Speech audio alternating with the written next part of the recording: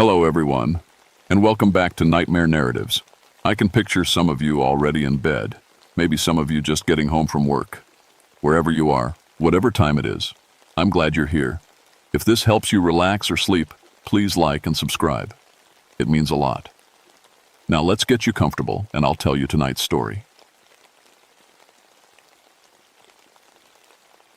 My name is Benjamin Crowfeather, and I've been a forest ranger for 9 years. People call me Ben. I work in the George Washington National Forest in West Virginia, in a place called Copper Creek Wilderness.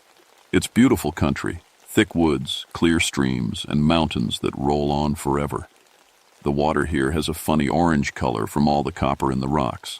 Kids always ask me if it's safe to drink. I tell them yes, but it tastes like pennies. I'm part Cherokee, though my grandmother would say I don't act like it enough. She used to tell me stories about things in the woods, things that weren't quite human.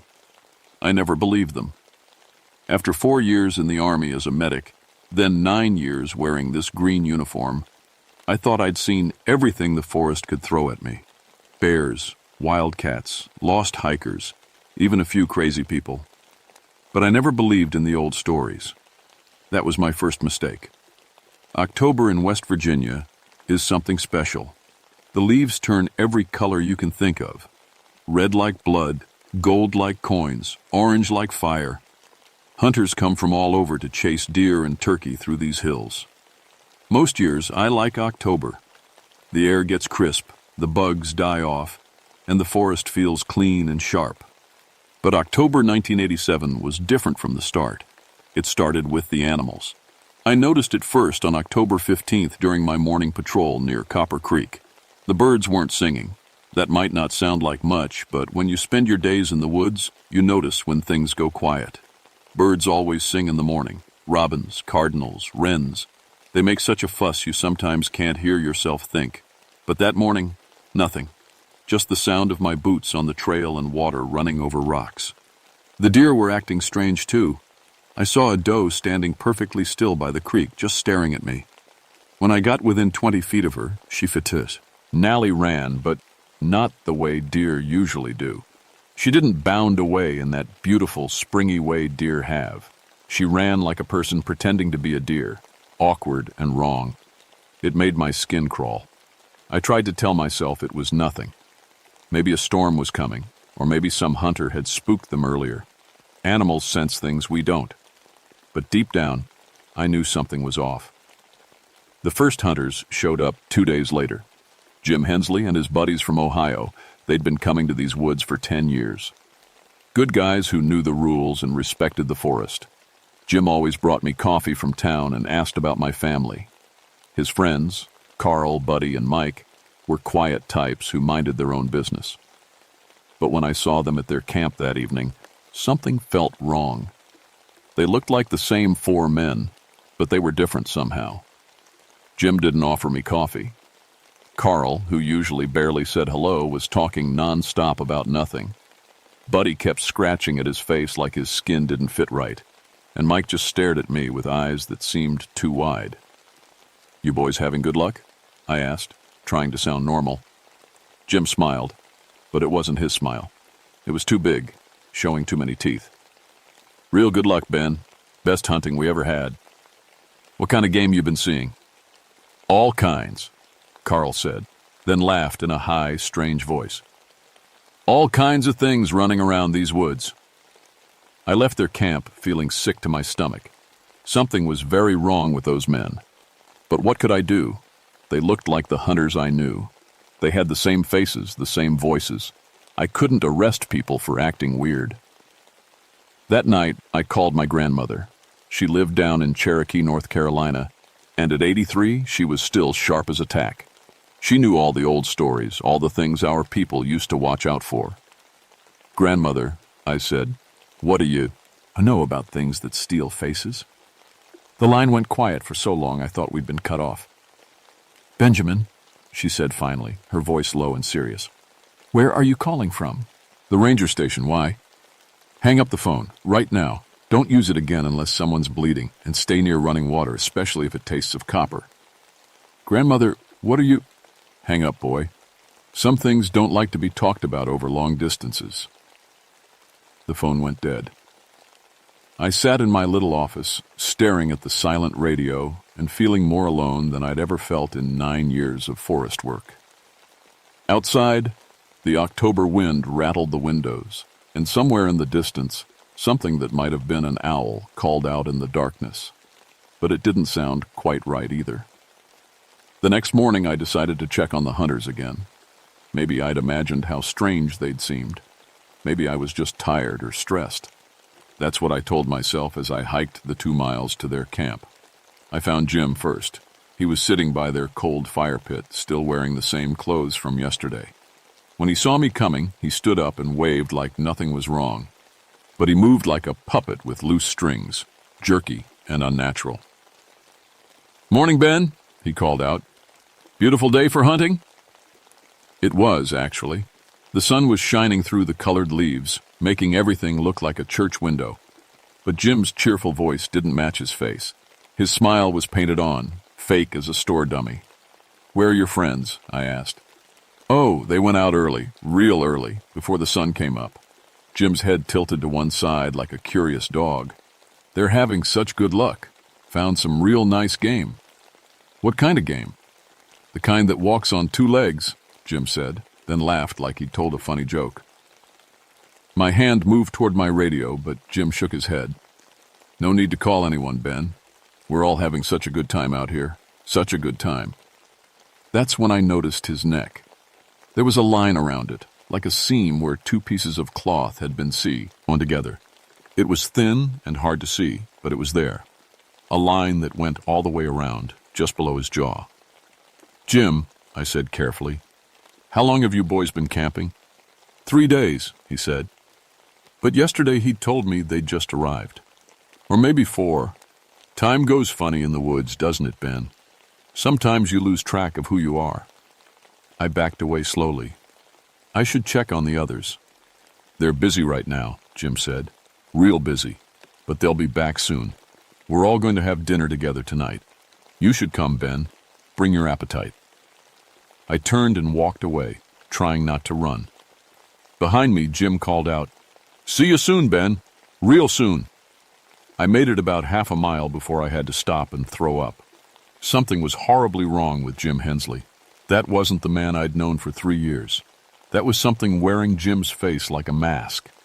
I spent the rest of the morning trying to raise the sheriff's office on my radio, but all I got was static. The phone lines at the ranger station were dead too. A tree must have fallen on them during the night. It happened sometimes during storms, though I couldn't remember any storm. By noon, I was starting to panic.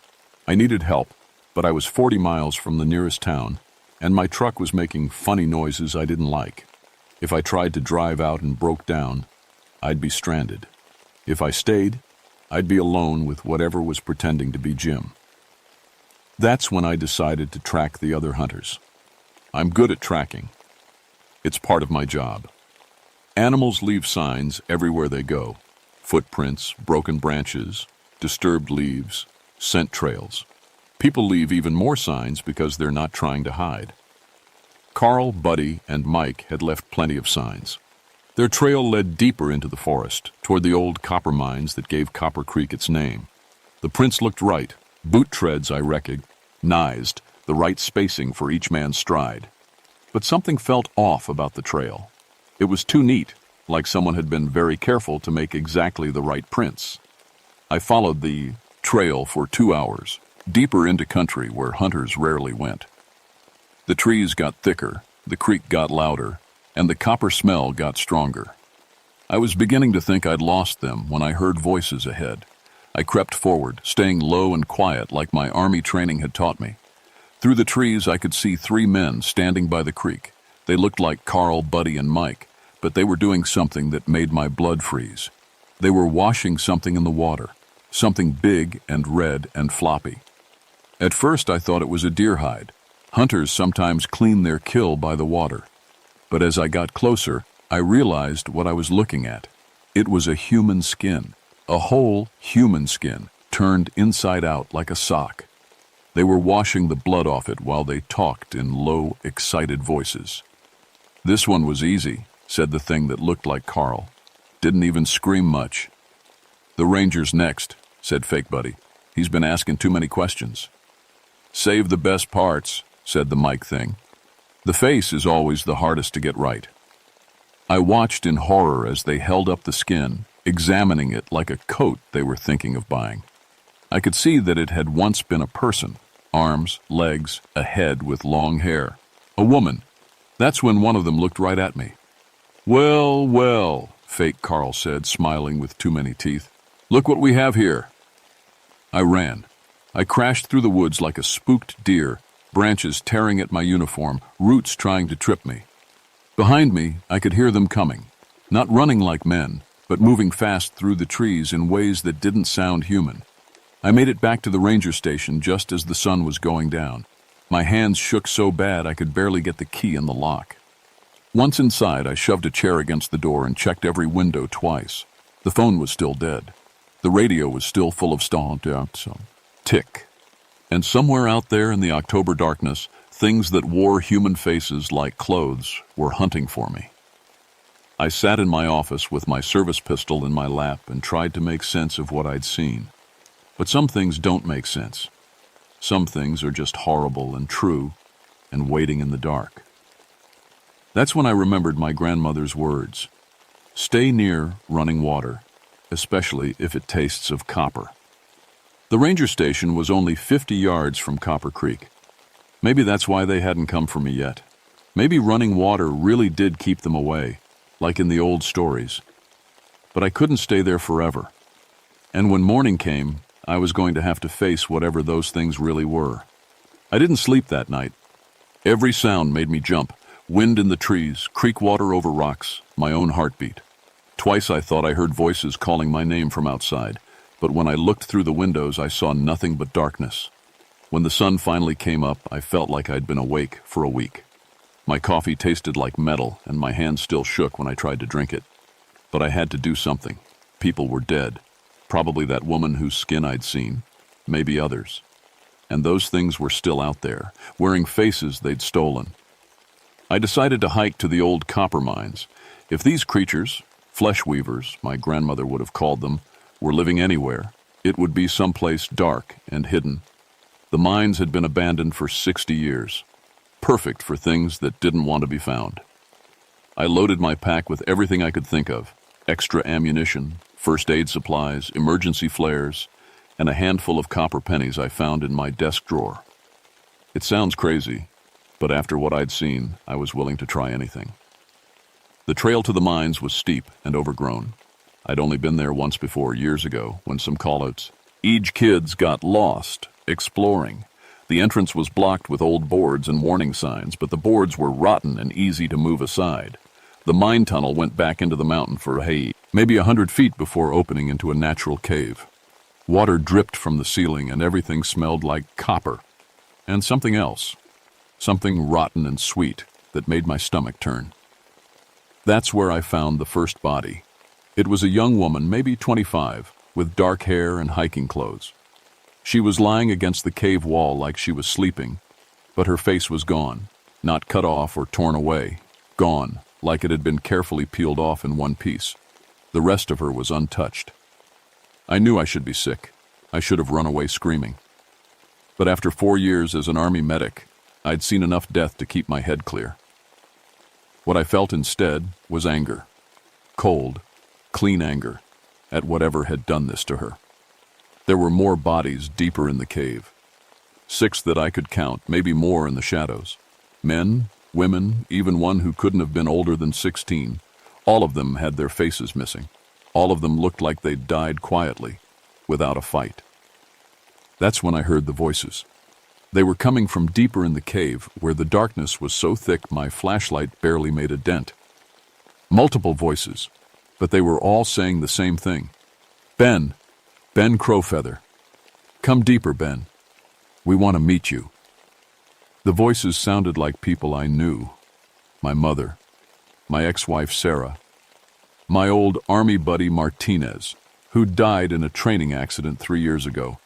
They were using voices from my memory, trying to trick me into the dark. Come on, Ben, said Martinez's voice. It doesn't hurt. You just go to sleep. I backed toward the cave entrance, keeping my flashlight pointed ahead. That's when I saw them moving in the shadows. Things that looked like people but moved wrong, like they weren't used to wearing human shapes. One of them stepped into my light, and I almost screamed. It was wearing Jim Hensley's face, but the face didn't fit right. The Eddie just didn't line up properly, and I could see raw muscle underneath where the skin pulled tight. When it smiled, the face wrinkled like wet paper. "Hello, Ben," it said in Jim's voice. "We've been waiting for you." I pulled out my pistol and fired 3 shots. The bullets hit center mass, just like I'd been trained. The Jim thing stumbled backward, but didn't fall. Black blood oozed from the holes in its chest, but it kept smiling. "That's not very friendly," it said. More of them came out of the shadows. I saw the woman's face from the cave, stretched over something that definitely wasn't human. I saw faces I didn't recognize, probably other victims I hadn't found yet. They surrounded me, moving with that same jerky, puppet-like motion I'd noticed in fake Jim. "You can't kill us with bullets, Ben," said the thing wearing the young woman's face, "but we can wear your face much better than you do." I threw one of the copper pennies at the nearest one. When it hit the creature's arm, there was a hissing sound like bacon in a hot pan. The thing shrieked and jumped backward, the stolen skin smoking where the penny had touched. "Copper!" I shouted, pulling out the rest of the pennies. "You don't like copper!" I threw them as fast as I could while backing toward the cave entrance. Each coin that hit one of the creatures made them scream and retreat. Their stolen faces began to bubble and peel where the copper touched them, but I only had so many pennies, and there were a lot of them. I made it to the cave mouth just as my ammunition ran out, both bullets and copper.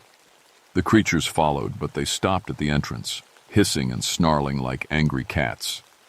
Something about the daylight, or maybe the running water nearby, kept them from coming after me. "This isn't over, Ben," called the Jim thing. "We know where you live. We know where you work. We'll find you when you're back. Not expecting it." "And when we do," added another voice.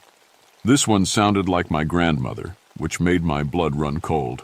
"We'll wear your face so much better than you ever did." Ran all the way back to the ranger station, crashing through the forest like a madman. By the time I got there, the sun was starting to go down again, and I realized I had maybe an hour of daylight left. That's when I saw the truck parked outside the station. It was a sheriff's cruiser, and Deputy Martinez, not my dead Army friend, but a local cop with the same last name, was sitting inside, talking on his radio. When he saw me coming, he got out and waved. "Ben, thank God, we've been trying to reach you for 2 days." I stopped running and studied his face carefully. He looked normal, tired and worried, like a cop who'd been working too many hours. But after what I'd seen, I couldn't trust anyone. "How do I know you're really Martinez?" I asked. He looked confused. "What do you mean?" "Ben, you don't look so good. Maybe you should sit down. Tell me something only Martinez would know." "Okay." He thought for a minute. "Last month, you caught me speeding on Route 33, but you let me off with a warning because my wife just had a baby. Her name's Sophia, and she was born 3 weeks early. Is that enough?" I relaxed a little. That sounded right, but I kept my distance anyway. "Martinez, I need you to listen to me very carefully. There are things in these woods that steal people's faces and wear them like masks. They've killed at least 7 people that I know of, maybe more, and they're hunting me." Martinez stared at me for a long moment. Then he reached for his radio. "Dispatch, this is Unit 7. I need a welfare check and possible medical assistance at the Copper Creek Ranger Station. Subject appears to be suffering from exhaustion and possible hallucinations." "No!" I grabbed his arm. "Don't call anyone else out here. You don't understand. They can look like anyone." "Ben, you need help. When's the last time you slept? Eaten a real meal?" He was right about that. Felt like I was falling apart. But I also knew what I'd seen. "Just stay close to the creek," I said. "And if you have any copper on you, coins, jewelry, anything, keep it handy." Martinez looked like he thought I'd lost my mind, but he was a good cop, and he agreed to stay with me until morning when we could call for backup. That was his last mistake. As the sun went down, we heard voices calling from the forest. Familiar voices. My grandmother. Martinez's wife. People we cared about. All asking us to come into the woods. Jesus, Martinez whispered. How are they doing that? They steal more than just faces, I told him. Stay near the water. But it was too late. The flesh weavers were done playing games.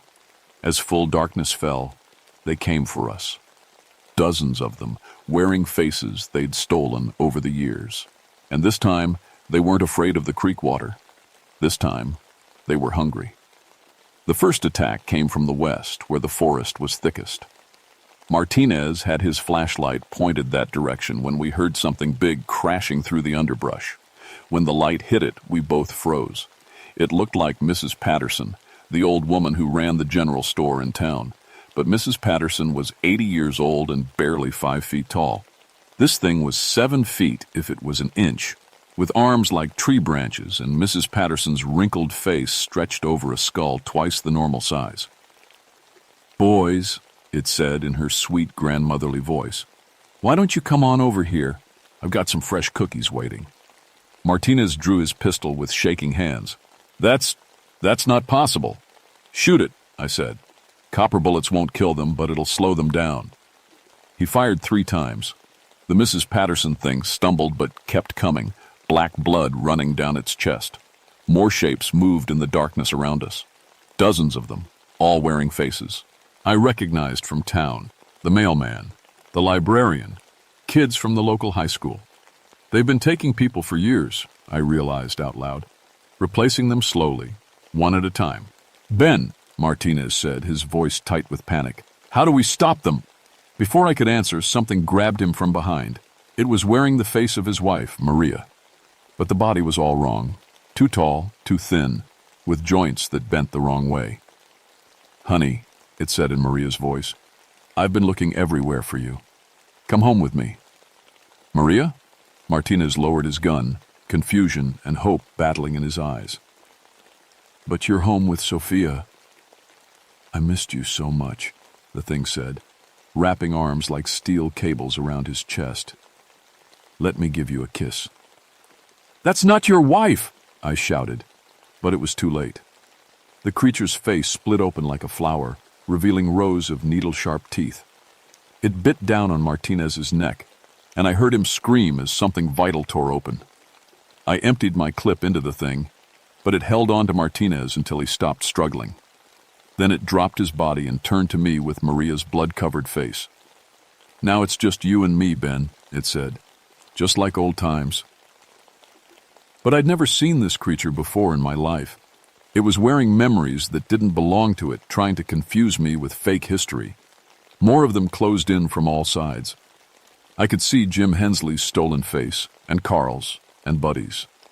I saw the young woman from the cave, her face now stretched over something with too many arms. I saw people from town, from my past, from my nightmares. And at the back of the pack, I saw my grandmother. She looked exactly like I remembered, small and weathered, with silver hair in 2 long braids and eyes like black stones. But she was standing perfectly straight instead of hunched over her cane, and when she smiled, it was full of predator teeth. Benjamin, she said in the voice I'd known since childhood, you should have listened to the old stories better. My grandmother is in North Carolina, I said, backy, toward the creek. She's probably asleep in her own bed right now. Is she? The fake grandmother tilted her head. Are you sure? When's the last time you actually saw her? I tried to remember. It had been months, maybe 6, maybe more.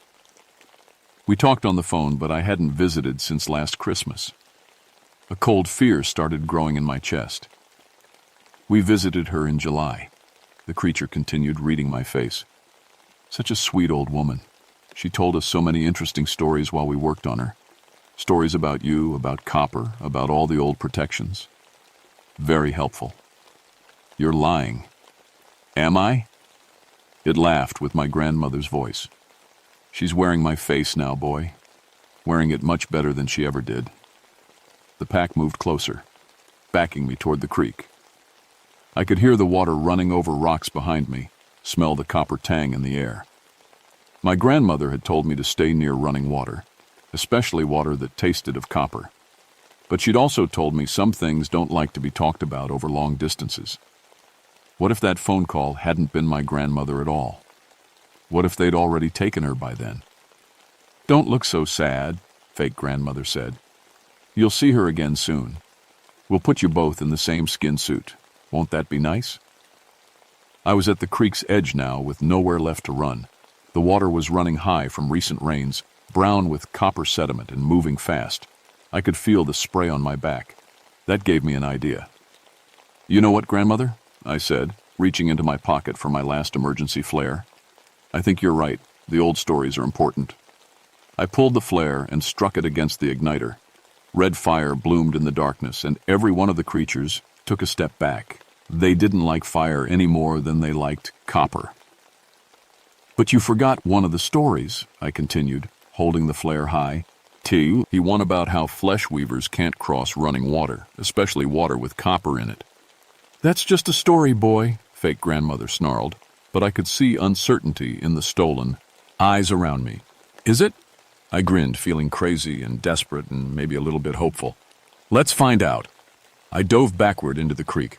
The water was shockingly cold and deeper than I'd expected. The current caught me immediately and swept me downstream. I could hear the creatures howling behind me, but when I looked back, they were all standing at the water's edge, unable or unwilling to follow. I let the creek carry me for maybe half a mile before I managed to grab a fallen tree and pull myself to the bank. I was soaked, freezing, and my flare had gone out, but I was alive. More importantly, I was on the other side of running water from the flesh weavers, but I couldn't stay there forever, and I still didn't know how to stop them. That's when I remembered something else from the old stories. Something about copper and fire and the way certain metals could burn things that shouldn't exist. The creek was full of copper sediment. The old mines had tons of copper ore just sitting in piles. If I could get enough copper, heat it up, and find a way to spread it around. The abandoned mine equipment was still there, rusted but maybe still working. There were old smelting furnaces, tools, even some copper wire and pipes. If I could get a fire hot enough, I could melt copper and make weapons that might actually hurt these things. I spent the rest of the night preparing for war. By dawn, I had a plan that might work, if I was lucky, if the old equipment still functioned, and if the flesh weavers were really vulnerable to molten copper the way the stories suggested. As the sun came up, I could see them on the other side of the creek, wearing their stolen faces and waiting for me to make a mistake. They couldn't cross the water, but they could wait. They had all the time in the world. But I had something they didn't expect, the determination of a man who'd seen too much death and was tired of running. It was time to take the fight to them.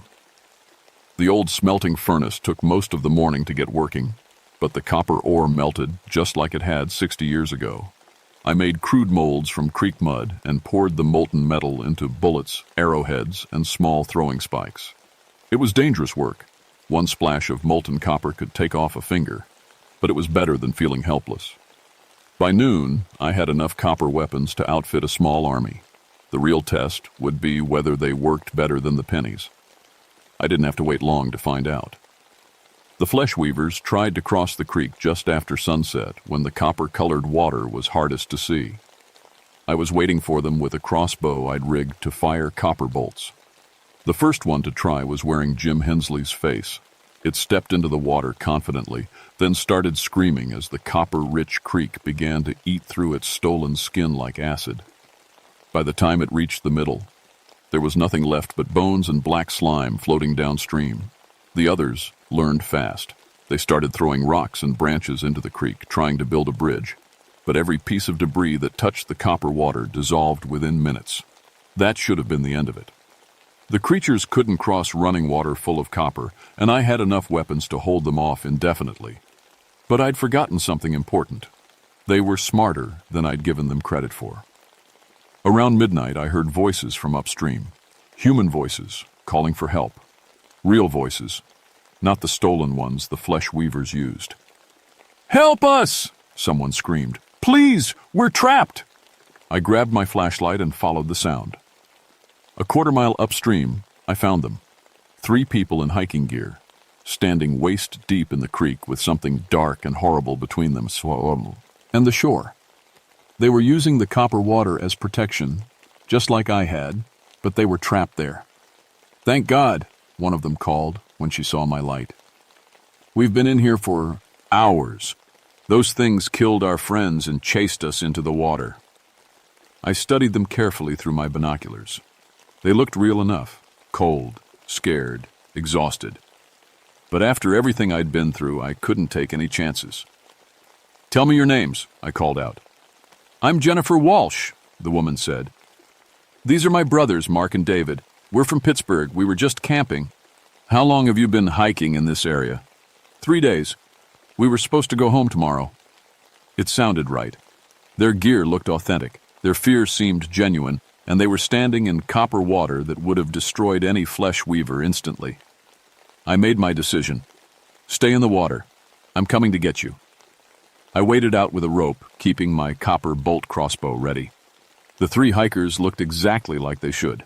Dirty, scared, normal people who'd stumbled into a nightmare. Jennifer was maybe 30, with short brown hair and hiking boots. Her brothers were younger, college-aged, with the kind of soft faces that said they spent more time with books than camping gear. "Are you a ranger?" Mark asked as I helped him toward shore. "We tried to radio for help, but..." "Radio's been dead for days," I said.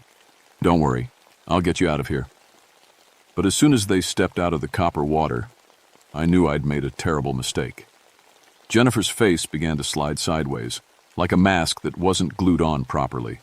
Mark's skin started to bubble and peel, revealing raw muscle underneath. David opened his mouth to speak, and dozens of needle-sharp teeth spilled out. They'd been wearing the skins of real hikers, but the copper water hadn't hurt them because they weren't actually touching it. They were standing on their victims' bones. "Surprise, Ben," Jennifer Thing said, as her stolen face fell off completely. "We told you we were smarter than you thought." Fired 3 copper bolts before they could grab me. The shots hit center mass, and this time the creatures didn't just stumble. They screamed like nothing I'd ever heard and began to dissolve, their stolen skins melting away to reveal the horrible truth underneath. They weren't just wearing human faces. They were hollow, walking skin suits with nothing inside but darkness and hunger. When the copper bolts pierced them, they deflated like punctured balloons, leaving nothing behind but empty skin and the smell of burned meat. More shapes moved in the forest around me. Dozens of them, maybe hundreds. Every person who'd gone missing in these woods over the years, every face they'd stolen, every life they'd ended, all of them coming for me at once. I ran for the old mine where I'd set up my real trap. The smelting furnace was still running, pumping molten copper through a system of pipes I'd rigged around the mine entrance. When the flesh weavers followed me inside, I triggered the release valve. Liquid copper sprayed everywhere, walls, ceiling, floor. The creatures caught in the stream simply ceased to exist, their stolen bodies dissolving instantly. The ones that weren't hit directly began to retreat, but I'd already sealed the other exits. There was nowhere to run. It took 15 minutes to clear the mine.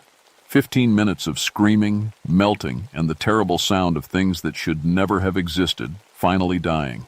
When it was over, the only things left were piles of empty skin and the smell of copper and death. I spent the rest of the night burning the skins in a bonfire fed by copper shavings.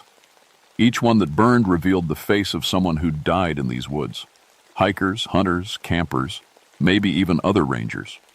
People who'd come to enjoy the forest and never made it home.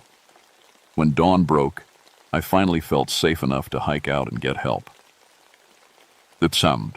Official reports said wild animals had killed the missing people. Mountain lions, maybe, or a pack of feral dogs. The sheriff's department found Deputy Martinez's body and declared it an animal attack.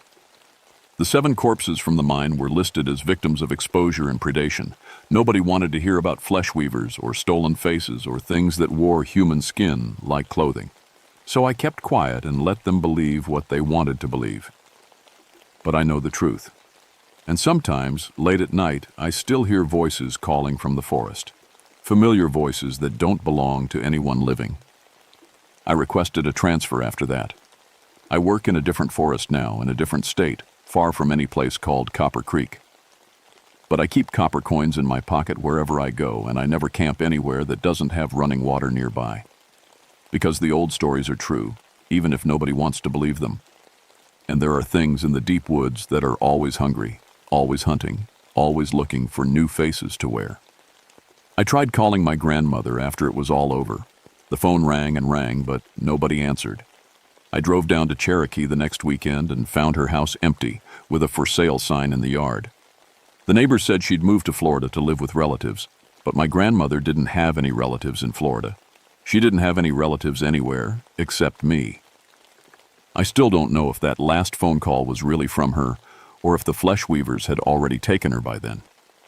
I try not to think about it, but sometimes I wonder if somewhere out there, something is wearing my grandmother's face and telling stories to other hunters, other rangers, other people who stumble into places they shouldn't go. The forest is beautiful, and I still love my job, but I've learned to listen for the warnings. When the birds go quiet, when the deer act strange, when familiar voices call from the darkness.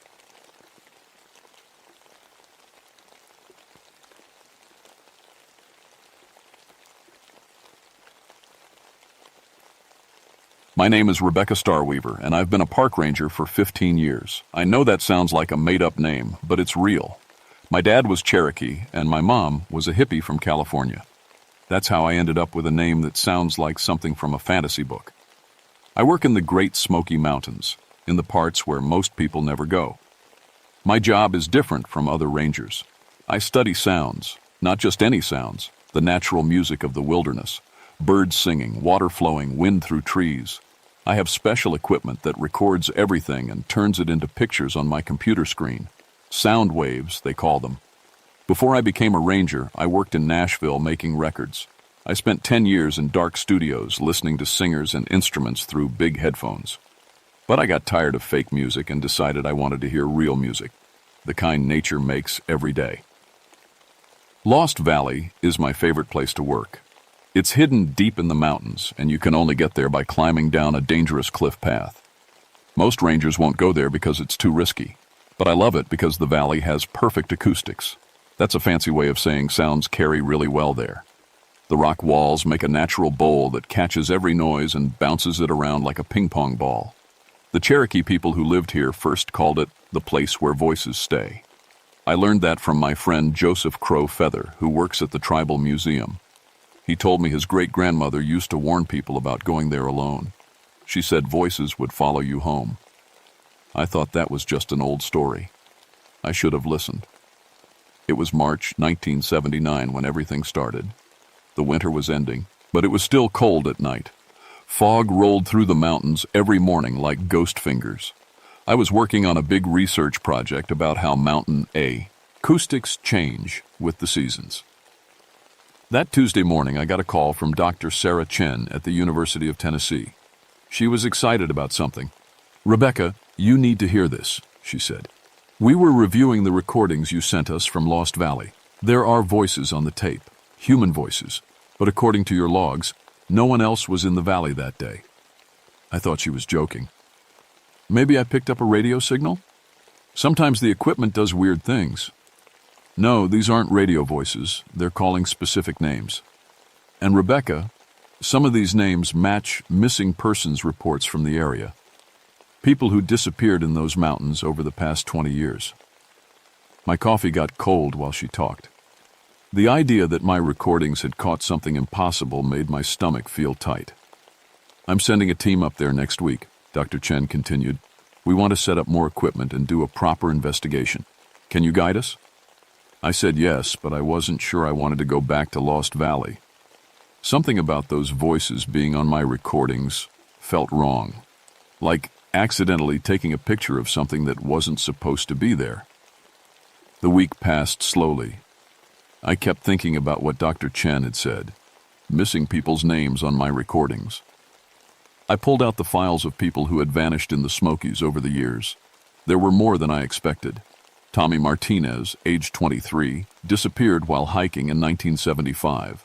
last seen heading toward Lost Valley. Jennifer Walsh, age 31, vanished during a camping trip in 1977. Her tent was found 2 miles from the valley entrance.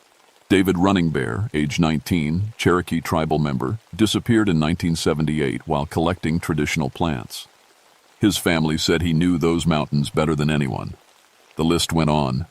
12 people in 4 years, all last seen near Lost Valley. I called Joseph Crow Feather. Joe, I need to ask you about something.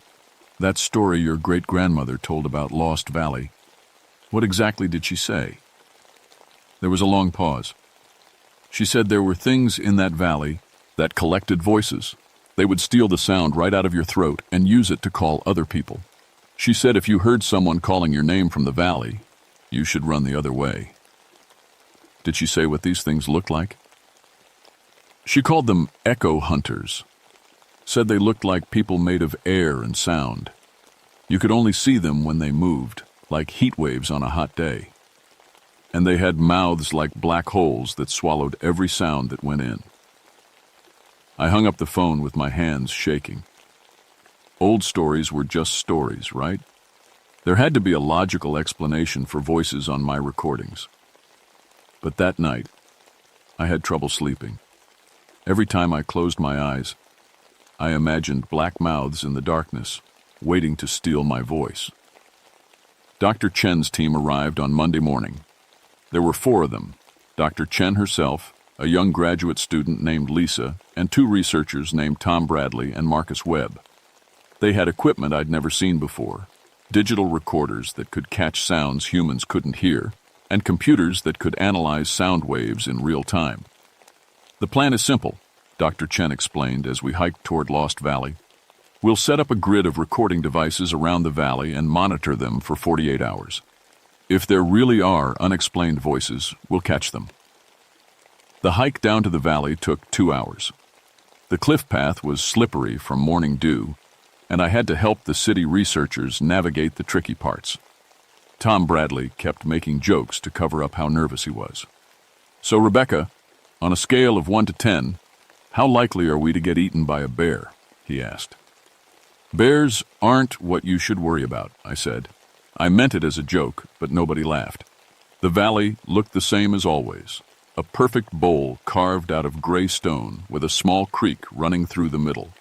Pine trees covered the slopes, and morning fog made everything look soft and dreamlike, beautiful and peaceful. We set up equipment at 6 different spots around the valley.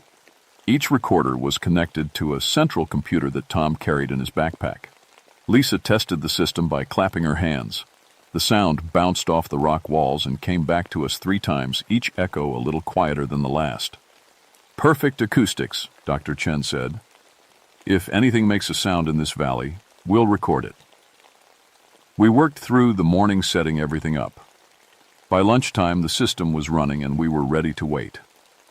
The plan was to take shifts, 2 people awake at all times, monitoring the equipment while the others rested. Tom and I took the first watch. We sat by the computer, watching the sound wave patterns scroll across the screen. For the first few hours, we only recorded normal wilderness sounds: wind through trees, water flowing over rocks, a hawk calling from somewhere high above us. This is actually kind of boring, Tom said around 3 o'clock. Maybe those voices were just radio interference after all. That's when we heard it. A voice, clear as day, calling from across the valley. Tom? Tom Bradley? Is that you?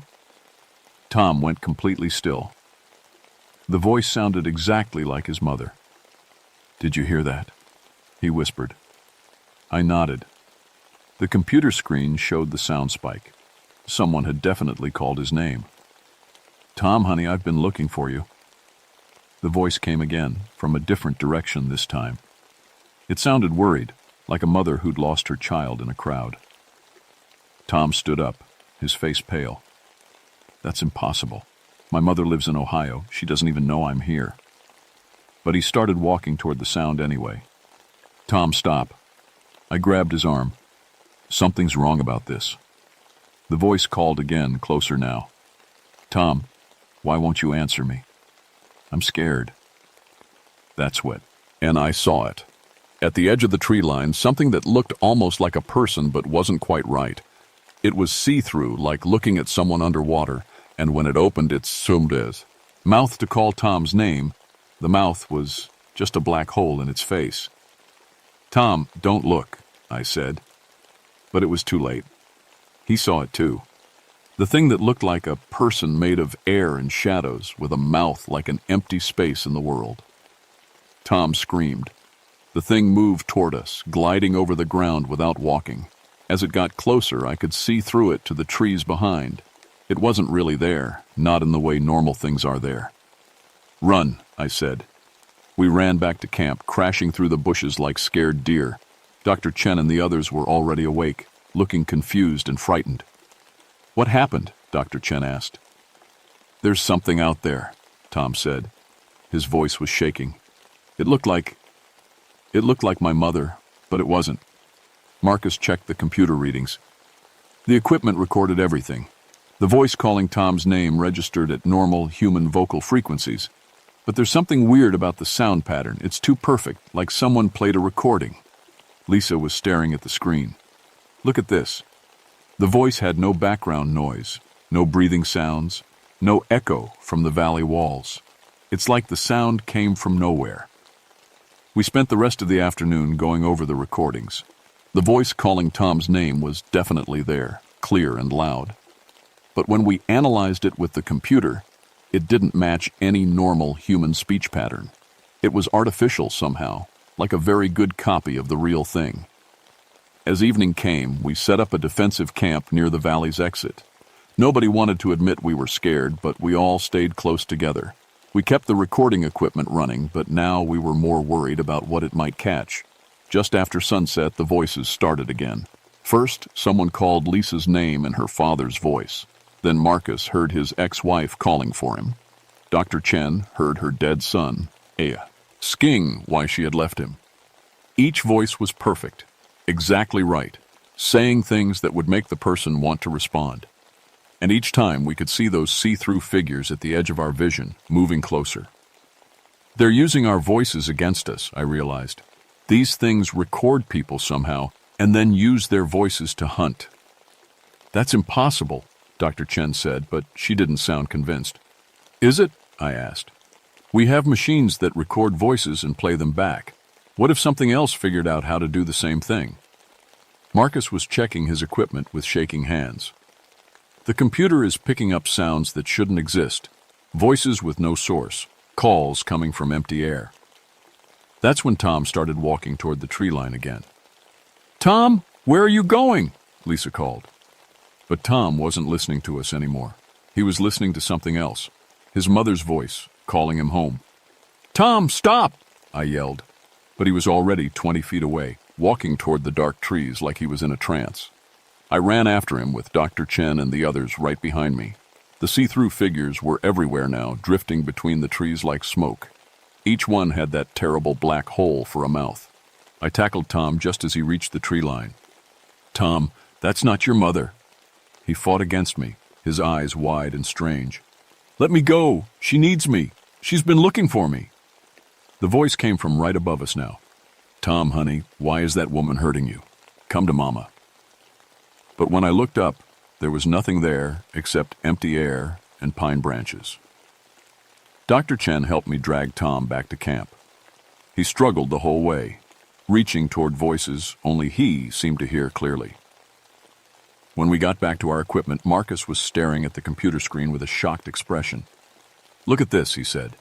"The sound readings are off the charts, but they're not coming from any direction. It's like the voices are being generated right here in camp, right next to us." Lisa was crying quietly. "That was my father's voice. But my father's been dead for 3 years. They're collecting voices," I said, remembering Joseph's story. "The Cherokee called them echo hunters. They steal voices and use them to hunt people." "That's just a legend," Dr. Chen said. But she was whispering now, afraid to speak too loud. "Is it?" I asked. "What if those missing hikers didn't just get lost? What if something took their voices, and now it's using them to catch more people?"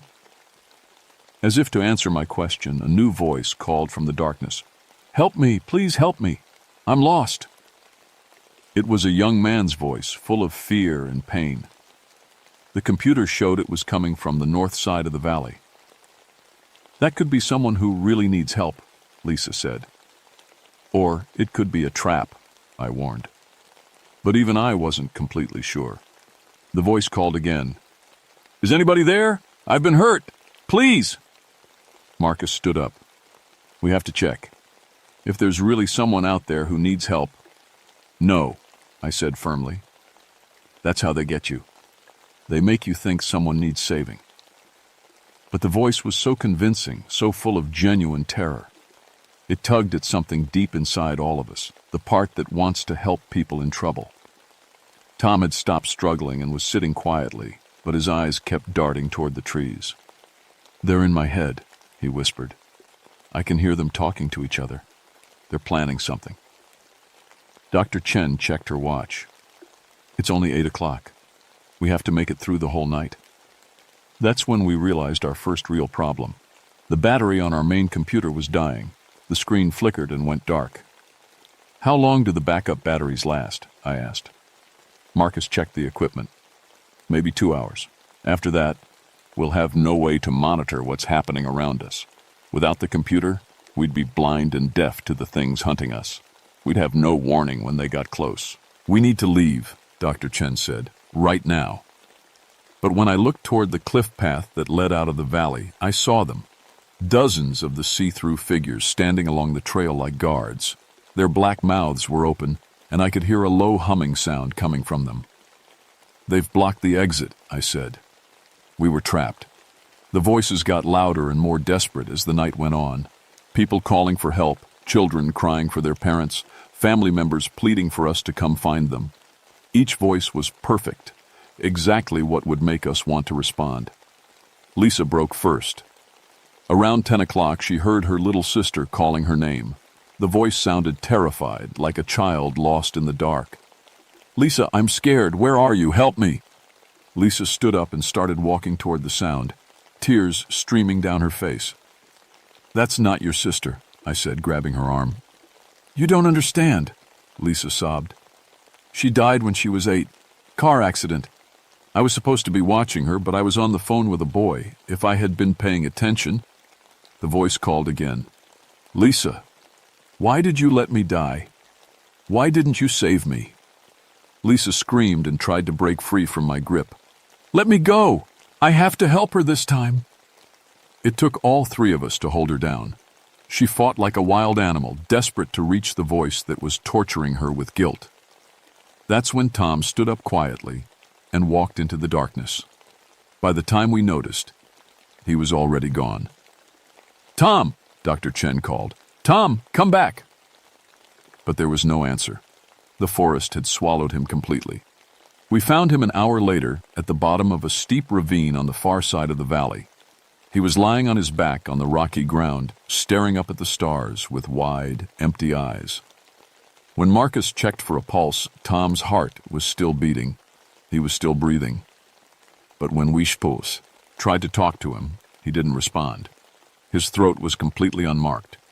No cuts, no bruises, no sign of injury. But when Tom tried to speak, no sound came out. His voice was gone. What did they do to him? Lisa whispered. I had a terrible feeling I knew. The echo hunters had taken what they wanted. Tom's voice was theirs now, to use however they chose. We carried Tom back to camp, but it was no use. He was alive, but empty, like a radio with no signal. As we sat around our dying equipment, listening to the voices calling from every direction, I realized something horrible. We weren't just trapped in this valley. We were being collected one by one, and soon our voices would join the others, calling to the next group of victims. The battery on our last recorder died at midnight, and the valley went completely quiet. That's when the real hunting began. In the complete silence, I could finally hear what was really happening in Lost Valley. The echo hunters weren't just copying voices, they were eating them. I could hear a soft sucking sound, like air being pulled through a straw, coming from all around us. They were feeding on every sound we made, our breathing, our heartbeats, the rustle of our clothes. Nobody talk, I whispered as quietly as possible. They're listening to everything. But even my whisper was too much. The see-through figures moved closer, drawn by the sound like sharks to blood. Lisa was shaking so hard her teeth chattered. The noise was tiny, but in the dead silence of the valley it sounded like gunshots. The echo hunters drifted toward her, their black mouths opening wider. Dr. Chen grabbed my arm and pointed toward the cliff path. Some of the creatures had moved away from the exit, following the sounds we were making. Maybe we could sneak past them. We helped Tom to his feet. He couldn't talk, but he could still walk. Moving as quietly as we could, we started creeping toward the valley wall. That's when I heard my own voice calling from behind us. "Don't leave me here. Rebecca, please don't leave me." It was my voice, but I hadn't said anything. One of them had recorded me from earlier and was playing it back, trying to confuse us. Then I heard Dr. Chen's voice. "Help me! Something's got me!" But Dr. Chen was right next to me, her hand clamped over her mouth in horror. The echo hunters were using our own voices against us now, creating a chorus of false distress calls. It was psychological torture, hearing yourself beg for help while trying to stay silent. We made it halfway to the cliff path when Marcus stepped on a loose rock. It clattered down the slope, echoing off the valley walls. Every echo hunter in the valley turned toward us. "Run," I said. We ran through the dark forest, crashing through bushes and jumping over fallen logs. Behind us I could hear them following. Not footsteps, but that terrible sucking sound getting louder and closer. Lisa tripped and fell hard. When she tried to scream, nothing came out. They had taken her voice while she ran, stealing the sound right out of her throat. Now 3 of us were voiceless, and Dr. Chen and I were the only ones who could still make any noise at all. We reached the cliff path, but the echo hunters were waiting for us. They formed a wall of transparent bodies, blocking our escape route. Their mouths were open so wide now that they looked like black tunnels leading to nowhere. "What do you want?" Dr. Chen shouted at them. Her voice echoed off the valley walls, and every echo hunter turned toward the sound. They began gliding toward us, and I could see the hunger in those dark mouths. That's when I understood. They didn't want to kill us. They wanted to keep us alive, but voiceless, trapped in this valley forever, unable to call for help or warn others away. But they had made one mistake. They had become so focused on collecting our voices that they'd forgotten about other kinds of sound. I pulled out my emergency whistle, the on. Every ranger carries for emergencies. It was designed to make a sound so high and sharp that it could be heard for miles. I blew the whistle as hard as I could. The sound was like a knife, cutting through the night. The echo hunters recoiled instantly, their see-through bodies flickering like bad television reception. The high-pitched shriek of the whistle seemed to hurt them. "The recording equipment!" I yelled to Dr. Chen. "The speakers! Turn the volume all the way up!" She understood immediately. We ran back to our campsite, where the recording equipment was still connected to battery-powered speakers.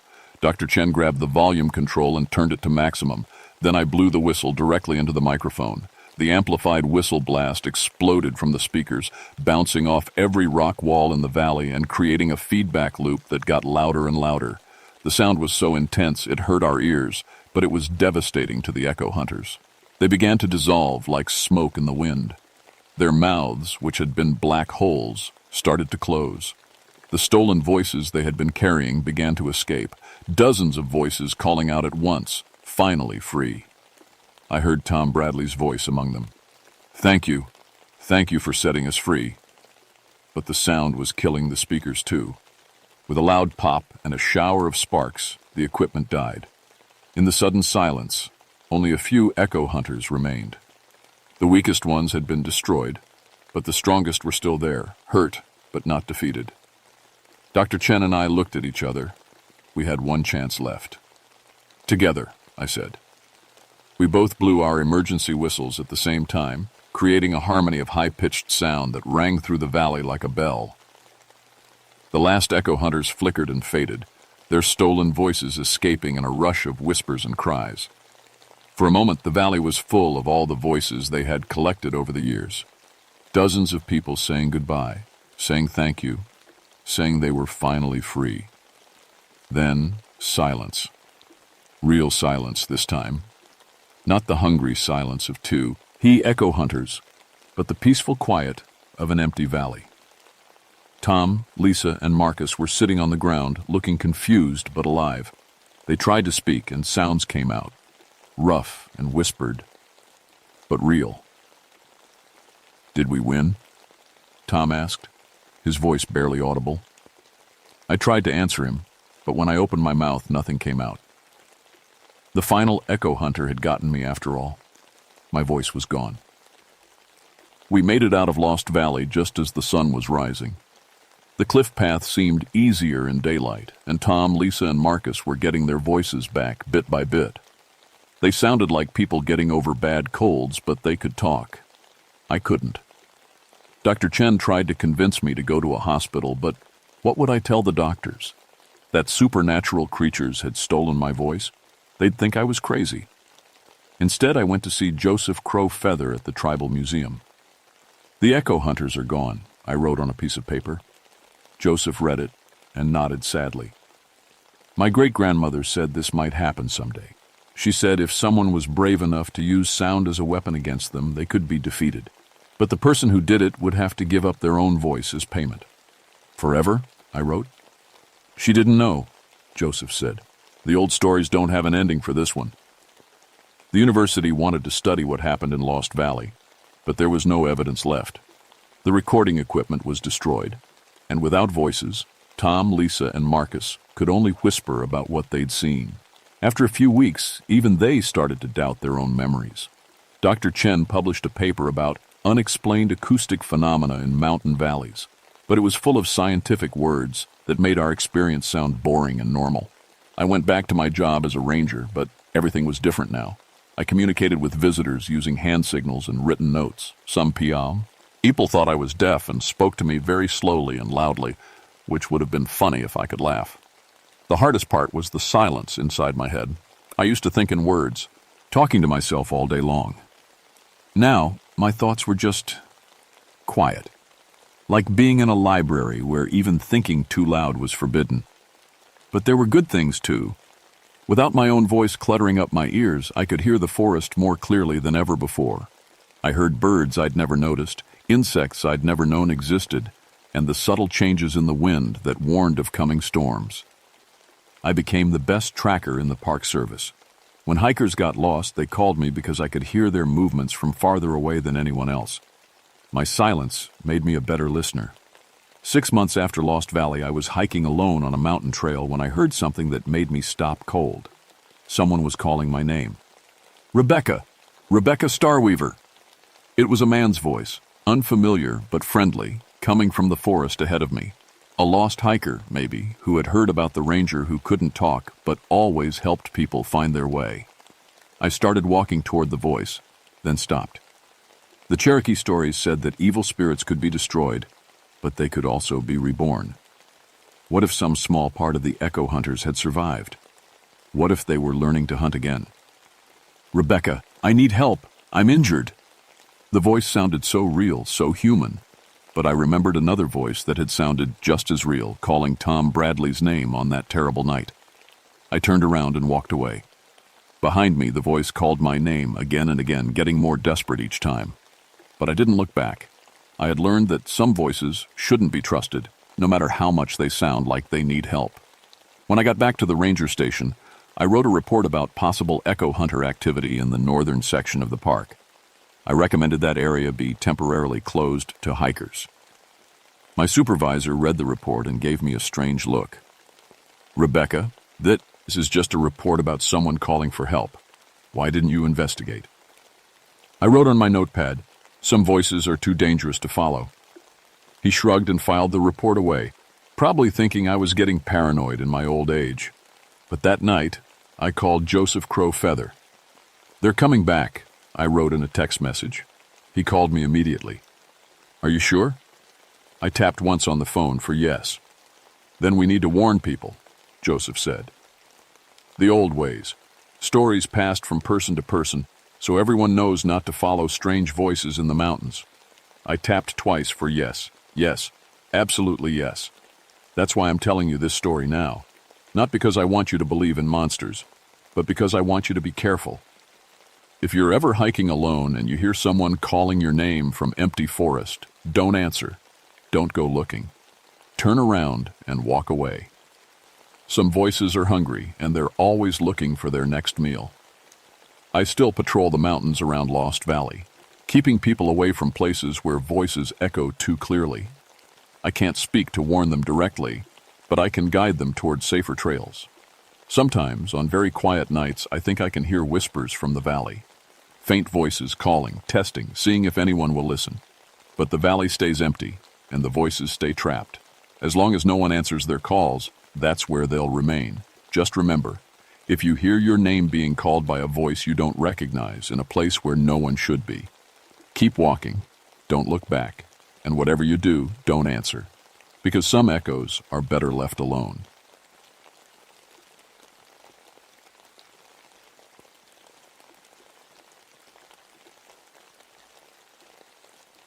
My name is Daniel Shadowbrook, and I've been a forest ranger for 12 years. I have a PhD in botany, and I've spent most of my adult life studying how trees talk to each other through their roots. The mycorrhizal networks, we call them, like the internet for forests. I thought I knew everything there was to know about plants. I was wrong. It was September 1984 when everything changed. I'd been assigned to survey the old-growth section of Monongahela National Forest in West Virginia, specifically the Panther Creek watershed. These were ancient trees, some over 400 years old, with root systems that stretched for miles underground. The canopy was so thick that radio signals couldn't get through, and the maze of fallen logs and dense undergrowth made it easy to get lost. The rain had been heavy that month. Everything was soggy and green, and the forest floor squelched under my boots as I made my way along the barely visible trail. I was looking for signs of disease in the old oaks when I heard the first report. "Ranger Station, this is Hiking Party 77 Alpha," the voice crackled through my radio during one of the few moments I had clear reception. "We're reporting strange sounds in Sector 12. Children's voices, but there's nobody out here." I keyed my radio. "This is Ranger Shadowbrook. Can you describe what you heard?" "Calling for help, like kids lost in the woods. But when we went to look, nothing there. No tracks, no sign anyone had been through." I told them to stay on the main trail and report to the station when they got out. Probably just echoes, I thought. Sound travels funny in dense forest. But over the next few days, more reports came in. Always the same thing. Children's voices calling from areas where no children should be. The descriptions were consistent. Young voices, scared, begging for help. But search teams found nothing. Then, Dr. Ruth Maple called from the university. Ruth was my old professor, and she'd been studying the same forest network I was surveying. "Daniel, I need you to look at something," she said. "I've been analyzing soil samples from your area. The nutrient levels don't make sense. There's too much phosphorus, too much nitrogen, like something's been heavily fertilizing the forest. Maybe runoff from farms uphill? No farms for 50 miles, and the concentration is wrong. It's not agricultural fertilizer. It's organic. Very organic." That got my attention. I spent the next morning collecting my own samples, going deeper into the forest than I'd been before. The trees here were massive, their trunks so wide that 3 people couldn't wrap their arms around them. Their roots created a network above ground, too, making walking difficult. As I worked, I noticed something odd about the soil. It was darker than it should be, almost black in places, and it had a smell. Not the clean earth smell of normal forest soil, but something richer, sweeter, like compost that had been sitting too long. I was kneeling down, scooping dirt into sample containers, when I heard it. "Help me." I froze. The voice was small, young, a child's voice. "Help me, please." It was coming from somewhere ahead, deeper in the forest. I stood up, listening carefully. The voice came again, weaker now. "I'm hurt. I can't move." I grabbed my first aid kit and headed toward the sound, pushing through the undergrowth. The voice kept calling, always just ahead, leading me deeper into the maze of ancient trees. "Where are you?" I called out. "Keep talking so I can find you." The voice went quiet. I stopped, looking around. I was in a small clearing surrounded by the biggest trees I'd ever seen. Their roots created walls around the open space, some as high as my waist. In the center of the clearing, the soil was too. Had strange dark color, almost black. That's when I saw the first one. In the bark of the nearest oak, about chest high, was a face, a child's face, pressed into the wood like it was trying to push through from the inside. The features were perfect. Small nose, closed eyes, mouth slightly open. But it was made of bark and wood grain, a natural formation that just happened to look exactly like a sleeping child. I stared at it for a long moment, then laughed at myself. Pareidolia, we call it, the human tendency to see faces in random patterns. Clouds, toast, tree bark. Nothing supernatural about it. But as I turned to leave, I could have sworn I saw the wooden lips move. I didn't sleep well that night. Every time I closed my eyes, I saw that face in the bark. By morning, I'd convinced myself it was just my imagination, but I couldn't shake the feeling that something was wrong in those deep woods. The next day brought more reports. A hiking couple had gone missing in Sector 12, the same area where people had been hearing the voices. Their names were Tom and Lisa Hartford, experienced hikers from Pittsburgh. They'd checked in at the ranger station 3 days ago and hadn't been seen since. I volunteered for the search team. We spread out in a line and walked through the forest calling their names. It was slow going. The undergrowth was thick, and those massive root systems made straight-line searching impossible. "Over here," called Ranger Martinez from about 50 yards to my left. "I found their camp." We gathered at a small clearing where a blue tent was still standing. Their backpacks were inside, along with their food and water. Everything they'd need to survive. "They wouldn't just wander off without their supplies," Martinez said. I studied the ground around the tent. There were footprints leading away from the campsite, heading deeper into the forest. But something was wrong with the tracks. They started normal enough, but as they went on, they seemed to get shorter, closer together, like the people making them had been shrinking. This wowed. I said, following the trail. The tracks led us through increasingly dense forest. The trees here were so big and close together that it was like walking through green tunnels. Overhead, the canopy blocked out most of the sunlight, creating a permanent twilight. About a quarter mile from the tent, I found Tom Hartford. He was standing upright against a massive oak tree, his back pressed to the bark. At first glance, he looked like he was just resting. But as I got closer, I could see that thin vines had grown around his wrists and ankles, holding him in place. More vines had sprouted from the ground around his feet, wrapping around his legs. "Tom!" I called out, running toward him. "Tom, can you hear me?" His eyes opened. They were clear and aware, but filled with terror. "Can't move," he whispered. "Been here. Days. It's growing. Into me." I looked closer and felt my stomach turn. The vines weren't just wrapped around him. They were growing into him.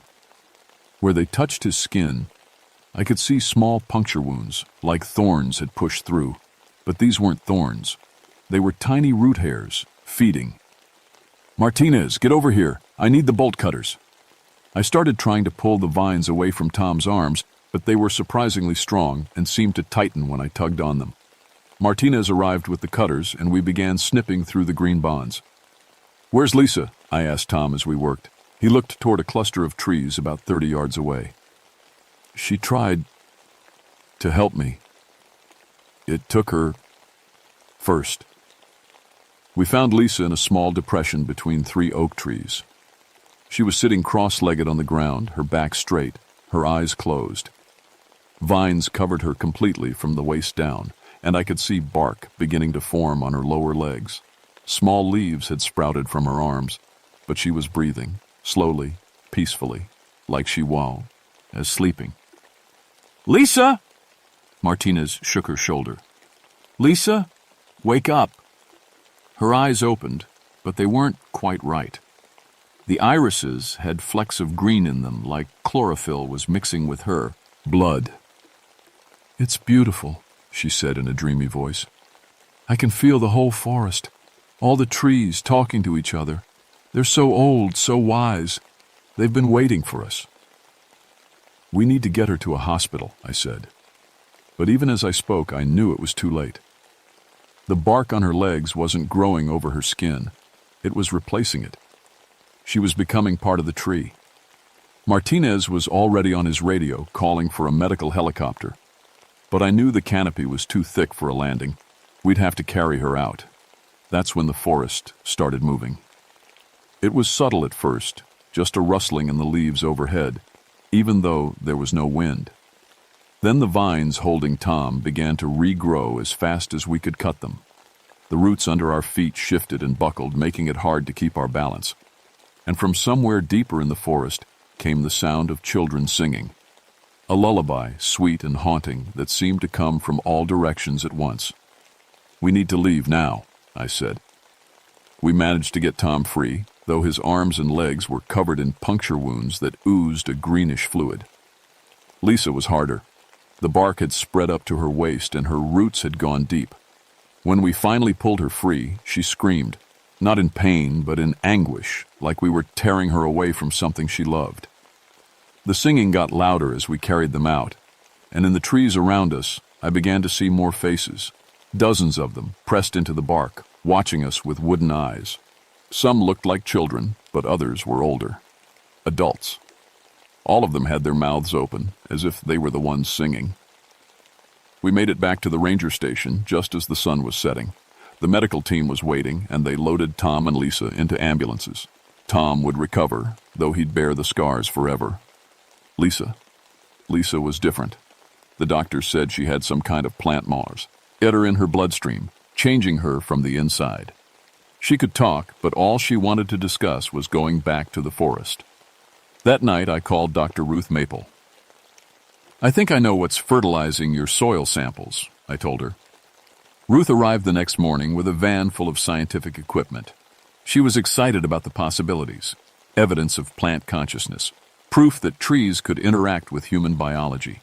She saw it as the discovery of the century. I saw it as something that needed to be stopped. "Daniel, you don't understand," she said, as we hiked back toward the deep woods. "If these trees have developed the ability to form symbiotic relationships with humans, it could revolutionize our understanding of plant intelligence. We could learn to communicate with them, to work together." "Did Lisa look like she was working together with anything?" I asked. She was being digested. Slowly. Ruth shook her head. "You're thinking like an animal. Plants don't digest. They absorb nutrients and give back oxygen, shelter, beauty. It's cooperation, not predation." I stopped walking and pointed to a spot about 10 feet off the trail. "Then explain that." Jutting up from the forest floor was a human rib cage, bleached white by time. Moss had grown over most of it, and small saplings had sprouted between the ribs. But it was unmistakably human. Ruth went quiet as we found more bones. They were scattered throughout the forest, always in places where the soil was that dark, rich, black. Some were old, decades old based on the weathering. Others looked more recent. "The missing logging crews," I said. "The Native American legends about tree spirits. This has been going on for a long time." We set up Ruth's equipment in a clearing about a mile from where we'd found Tom and Lisa. She had sensors to measure electromagnetic activity, soil chemistry analyzers, and audio equipment sensitive enough to pick up subsonic vibrations. The results were immediate and disturbing. "The trees are talking," Ruth said, staring at her readouts. "Look at this. Electromagnetic pulses moving through the root system in patterns. It's like a language." The audio equipment was picking up sounds too, low-frequency vibrations that were just below human hearing. When Ruth ran them through a computer program that shifted them up into audible range, we could hear what sounded like whispers. Hundreds of voices, all talking at once. "Can you make out what they're saying?" I asked. Ruth adjusted the settings, filtering out background noise. Slowly, words became clear. Hungry, so hungry. New growth, fresh soil, feed us. And underneath it all, that same lullaby we'd heard before. Children's voices, singing sweetly about roots and soil and sleeping under the earth. "We need to leave," I said. But Ruth was fascinated. "Don't you see? They're communicating with us. This is first contact with a truly alien intelligence. That's when the ground started moving. It began as a tremor, like a small earthquake. But then we could see the soil shifting, forming patterns. Roots broke through the surface, growing with impossible speed, reaching toward us like fingers. The trees around us began to change. Their bark rippled and flowed like water. Faces pressed up from inside the wood. Not just children now, but adults. Old people. All of them with their mouths open, singing that lullaby. Ruth, we're leaving. Now. But when I turned to grab her equipment, she was gone. I found her 20 feet away, standing perfectly still next to a massive oak. Vines had sprouted from the ground and wrapped around her ankles. As I watched, they grew higher, reaching her knees, her waist. Ruth! She looked at me with the same dreamy expression Lisa had worn. I can hear them, Daniel. They're so old, so wise. They remember when the first humans came to this forest. They've been waiting for us to evolve, to become ready for partnership. This isn't partner. Ship! It's parasitism! But even as I spoke, I could see the appeal. The forest was beautiful, ancient, peaceful. The lullaby was hypnotic, soothing. Part of me wanted to stop fighting, to let the vines wrap around me, to join that vast network of consciousness. I forced myself to move, grabbing a hatchet from Ruth's equipment bag. I started chopping at the vines, holding her, but for every one I cut, 2 more grew to take its place. The faces in the trees were getting clearer now. I recognized some of them. Missing hikers from years past, loggers from the old cruise. They were all singing, all smiling, all perfectly peaceful. But their wooden eyes followed me as I worked. You can't fight the forest, Ruth said. Her voice was changing, becoming deeper, more resonant. It's too big, too connected. Just let go, Daniel. Let it take care of you. The vines around her had reached her chest now, and I could see bark beginning to form on her legs. Small leaves were sprouting from her arms. In a few more minutes, she'd be lost forever. I made a decision that went against everything I'd been taught about forest preservation. I pulled out my flare gun and fired it into the nearest pile of dry leaves. The effect was immediate and dramatic. The singing stopped. The faces in the trees disappeared. The vines around Ruth withered and fell away as if they'd been poisoned. And from deep in the forest came a sound I'll never forget. A scream of rage and pain that seemed to come from the earth itself. Ruth collapsed, gasping and shaking. The green flecks were fading from her eyes, and the bark on her legs was cracking and falling away. "What did you do?" she whispered. "Reminded them what they're afraid of," I said, helping her to her feet. Fire, the ancient enemy of forests. The one thing that could break their network, scatter their consciousness, reduce their power to ash and char. But as we gathered up her equipment and ran for the trail, I could hear the forest regrouping behind us. The fire would burn for a while, but these trees had survived forest fires before. They'd adapt, recover, and they'd remember who had hurt them. The singing started again as we reached the edge of the deep woods. Children's voices, sweet and innocent, calling for help. But now I could hear the hunger underneath, the patient malevolence of something that had been waiting centuries for the right prey. We made it to the ranger station just as the sun set. Ruth's equipment had recorded everything. Proof of plant intelligence, evidence of human-tree symbiosis, documentation of a forest consciousness. She wanted to publish her findings. I wanted to burn the whole forest down. Neither of us got what we wanted. The forest fire I'd started burned for 3 days before the rain put it out. When I went back to survey the damage, I expected to find charred stumps and dead earth. Instead, I found something far worse. The burned area had already begun to regrow, but wrong. The new saplings were growing in patterns, forming shapes that looked almost like symbols. And in the center of the burn zone, where the fire had been hottest, the soil was darker than ever, richer, more fertile. The fire hadn't destroyed the forest network. It had fed it. I was standing in the clearing where we'd rescued Tom and Lisa when I heard footsteps behind me. I turned, expecting to see another ranger, but instead found myself face to face with a child. She looked about 8 years old, with dark hair and pale skin. She wore a simple white dress that seemed to glow in the dim forest light, but her feet were bare, and where they touched the ground, small roots sprouted. "Hello, Mr. Shadowbrook," she said in a voice like rustling leaves. "We've been waiting for you to come back." I backed away, reaching for my radio, but my hand found only empty air. The radio was gone, though I was sure I'd clipped it to my belt. "Looking for this?" The child held up my radio, though I hadn't seen her, moved to take it. "You won't need it where you're going." More children emerged from the trees around the clearing, dozens of them, all pale and glowing, all with roots for feet. Their eyes were the deep green of chlorophyll, and when they smiled, I could see bark instead of teeth. "You heard us," said a boy who looked about 10. The fire burned. It scattered our thoughts, broke our connections. "But it also taught us something important," added a girl with flowers in her hair.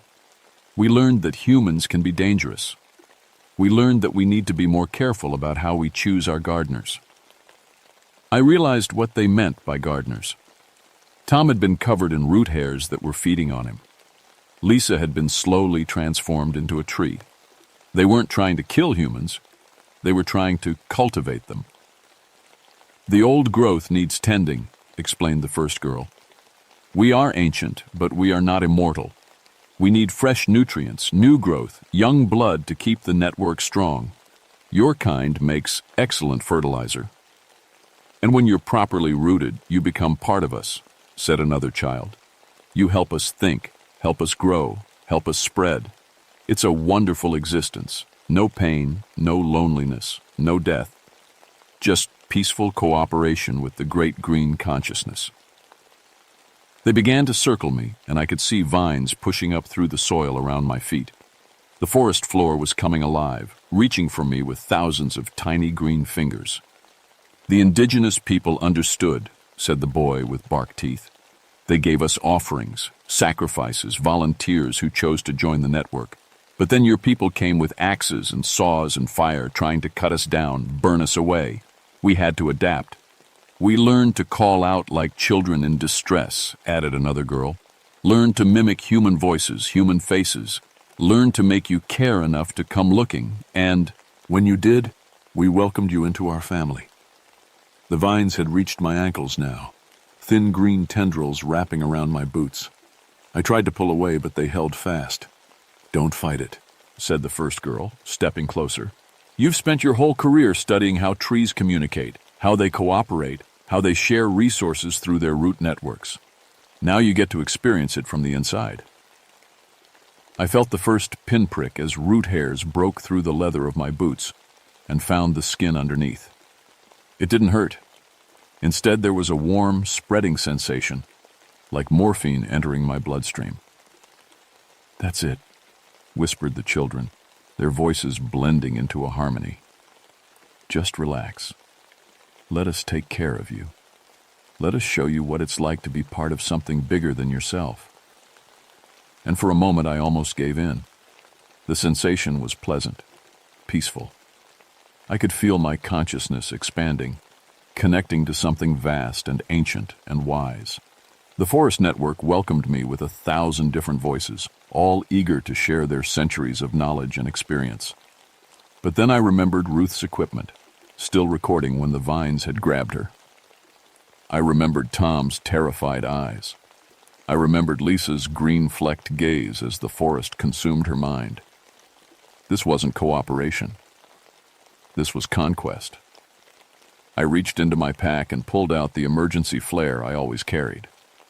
The root children saw what I was doing, and their sweet expressions changed to something hungrier, more desperate. "You can't burn us all," said the first girl. "We stretch for miles underground. Our network covers thousands of acres.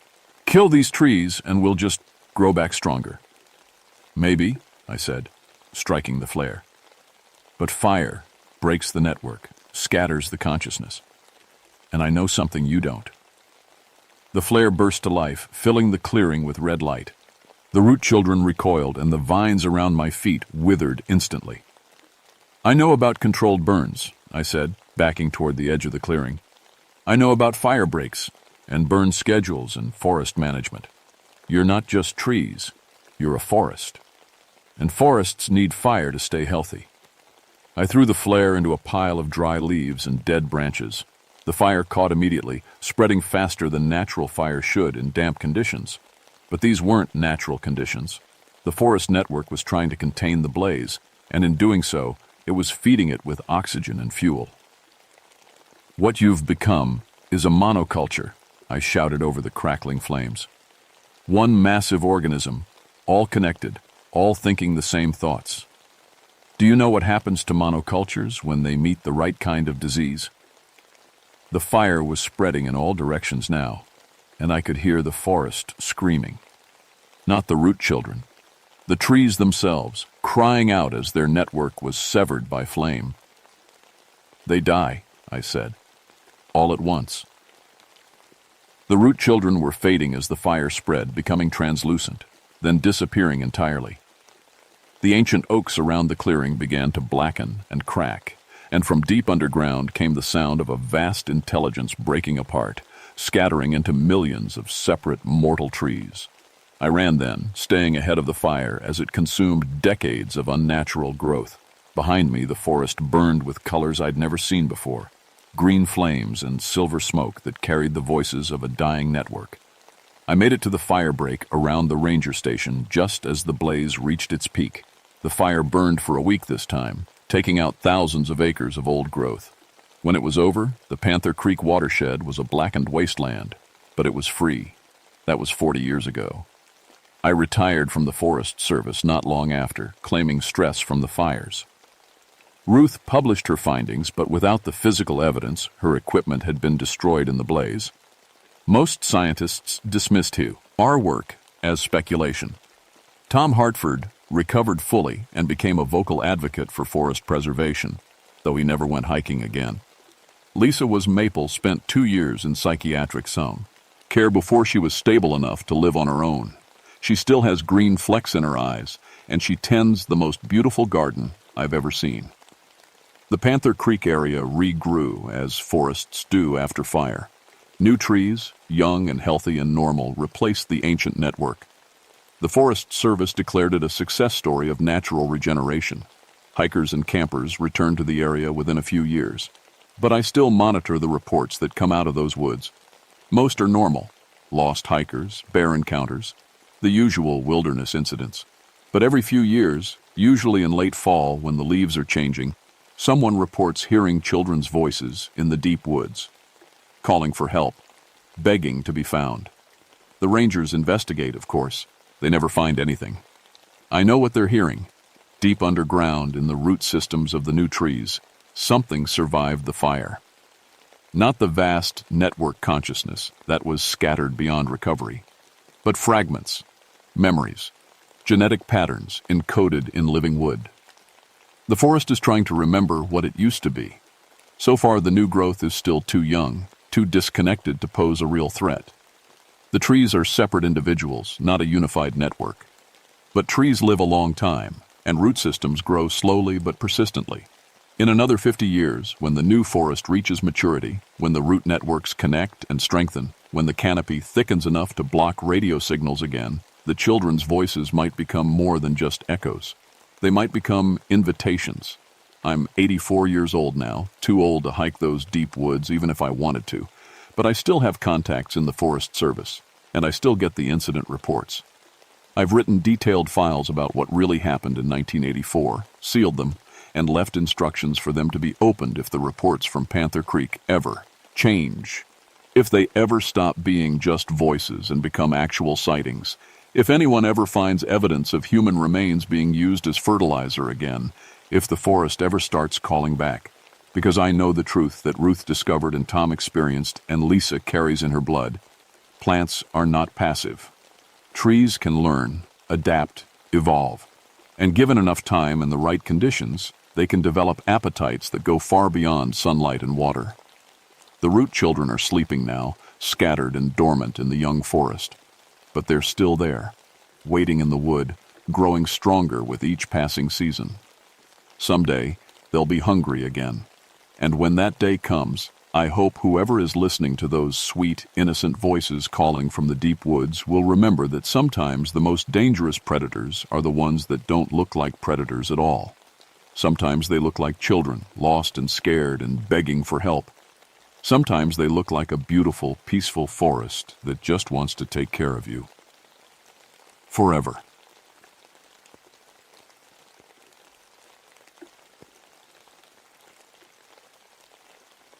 My name is Jonathan Bloodmoon, and I've been a forest ranger for 22 years. I know that sounds like a made-up name, but it's real. My Cherokee great-grandmother picked Bloodmoon when she married my great-grandfather back in 1924. She said it meant warrior's crimson moon, though I never felt much like a warrior until what happened on Thunder Ridge. I worked the Chattahoochee National Forest in Georgia, mostly building and fixing trails. Before this job, I spent 15 years in construction, so trail work came natural to me. I know how to read the land, how to make a path that won't wash out in the first big storm. I know what materials work and what don't. Most important, I know that trails don't build themselves. At least I thought I knew that. It was April 1996, and we'd had 3 weeks of spring storms, the kind that turn Georgia red clay into soup and make every creek a river. I was heading up to Thunder Ridge to check on the old Cherokee trail system. These paths were ancient, some dating back hundreds of years. The Cherokee used them to travel between villages before they were forced to leave. Thunder Ridge sits about 30 miles from the nearest road. You have to hike 2 days just to reach the main trail system. It's wild country up there, with steep drop-offs and unstable soil that shifts every time it rains. The ridgetop is mostly bare rock, but the sides are thick with pine and oak. When the wind hits those trees, it sounds like voices whispering. I'd been working this section for 8 years. I knew every root, every rock, every muddy spot that would grab your boots. That's why what I found didn't make sense. The first thing I noticed was Earl Briggs wasn't at our meeting spot. Earl was a construction worker from Gainesville who helped me with trail maintenance. Good worker, always on time, never missed a day without calling. We were supposed to meet at dawn near the old boundary marker where 2 trails crossed. I waited an hour, then started up the main path alone. That's when I saw it. About a quarter mile up, there was a new trail, a perfect, smooth path cutting off to the right, heading toward a part of the ridge I'd never mapped. The surface was packed hard, like it had been there for years. But I'd walked this exact spot 3 weeks ago, and there had been nothing but thick brush and a steep drop. I pulled out my GPS unit and checked the coordinates. According to the satellite, I was standing in empty forest. But my eyes saw a clear, well-built trail stretching up the mountainside. The path was about 4 feet wide, just right for single-file hiking. Someone had cleared all the brush and smoothed out the rocks. They'd even built proper drainage ditches on both sides. This was professional work, the kind that takes a crew weeks to finish. But who would build a trail way out here without permits? Without even telling the Forest Service? I followed it for about 50 yards. The workmanship was incredible. Every stone was placed just right. The grade was perfect, not too steep, with gentle curves around the bigger trees. Whoever built this knew what they were doing. Then I noticed something weird about the trail surface. It wasn't gravel or packed earth like I'd first thought. I knelt down and scraped at it with my knife. The top layer came away easy, revealing what looked like white stones underneath. Only they weren't stones. I brushed away more dirt and found myself staring at a piece of human bone. Part of a leg bone, maybe, smooth and old. I dug a little deeper and found more pieces. Ribs, part of a skull, all arranged in a neat pattern, like someone had used them as paving stones. My hands started shaking. I'd seen plenty of old burial sites in these mountains. The Cherokee buried the dead along the trail sometimes, especially during the long forced march to Oklahoma. But they didn't use bones to build roads. I stood up and looked at the trail stretching ahead of me. In the morning light, I could see the white gleam of more bones just under the dirt surface. This entire path was built on human remains. I should have turned around right then. Should have hiked back down and called for backup. But I needed to find Earl, and I needed to understand what was happening on my mountain. The trail curved around a big oak tree, and I could see it continued up toward the ridgetop. From where I stood, it looked like it connected with the old Cherokee Trail that ran along the spine of the mountain, the one that used to lead west toward Oklahoma, toward the Trail of Tears route. I checked my radio, but all I got was static. Cell phones didn't work up here either. I was on my own until I hiked back down to the ranger station.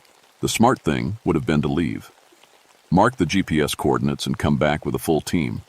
But 22 years in these woods had taught me to trust my instincts, and my instincts said Earl was up there somewhere, maybe hurt, maybe lost, maybe worse.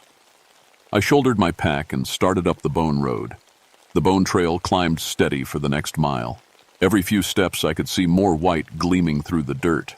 Skulls used as stepping stones, leg bones lined up like railroad ties.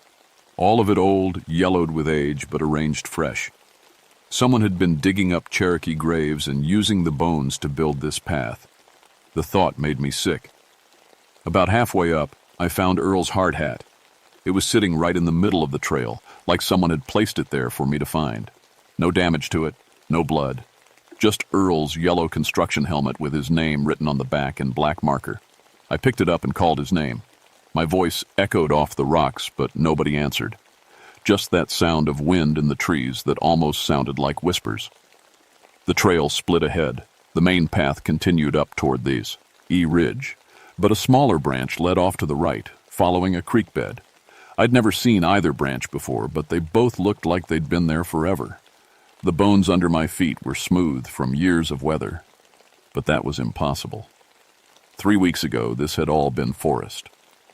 I decided to follow the smaller path first. It wound down through a grove of pine trees, then opened into a small meadow I'd never seen before. In the center of the meadow was a camp, not a modern camp. This looked like something from 150 years ago. Canvas tents, old wooden boxes, iron pots sitting cold around a dead fire.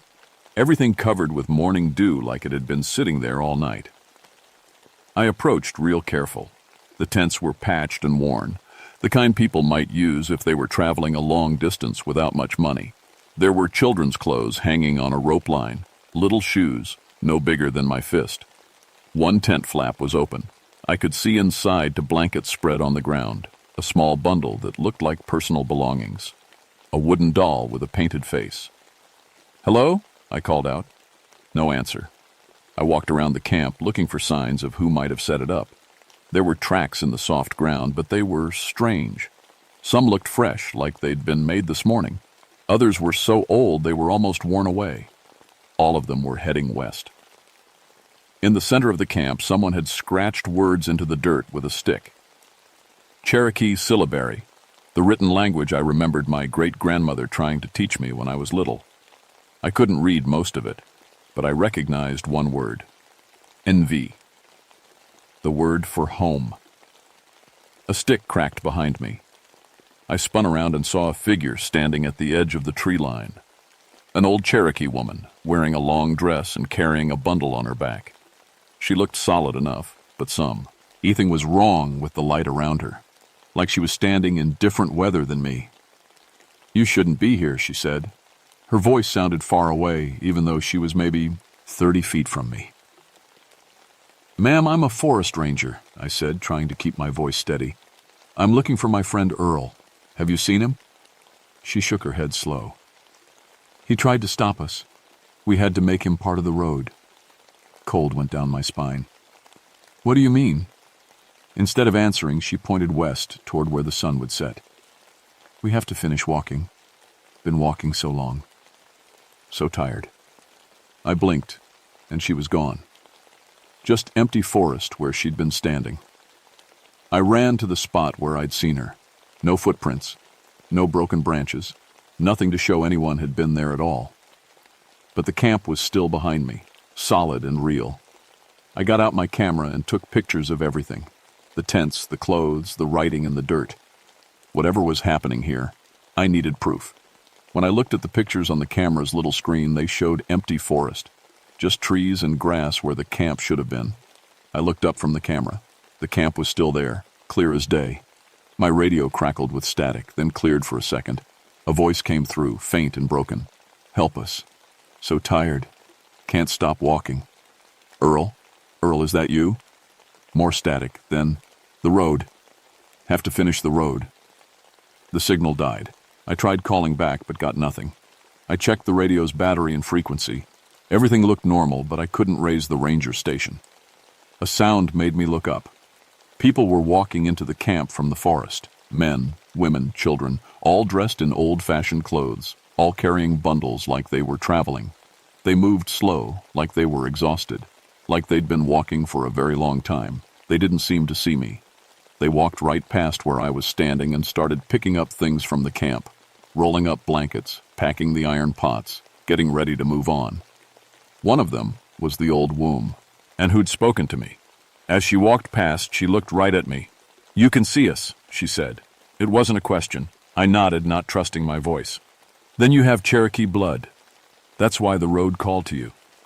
She hefted her bundle higher on her back. "We've been walking since 1838. Government soldiers made us leave our homes, walk to Oklahoma. Thousands of us died on the way. But some of us never made it there, never made it anywhere." "You're ghosts," I whispered. "We're tired," she corrected. "We just want to get home." But the road was never finished. Every time we try to complete the journey, something stops us. Around her, the other people were fading away like smoke. The camp was dissolving too, tents and pots and clothes all becoming transparent. "Your friend tried to stop us," the old woman said as she started to fade. "Now he's part of the road. He'll help us finish walking." "Wait," I called out. "Where is he?" But she was gone, and so was the camp. I was standing alone in an empty meadow, holding a hard hat and a camera full of pictures that showed nothing. The bone trail stretched away through the trees, heading west toward Thunder Ridge, heading toward whatever was left of Earl Briggs. I followed the bone road up to the main ridge where it joined the old Cherokee Trail.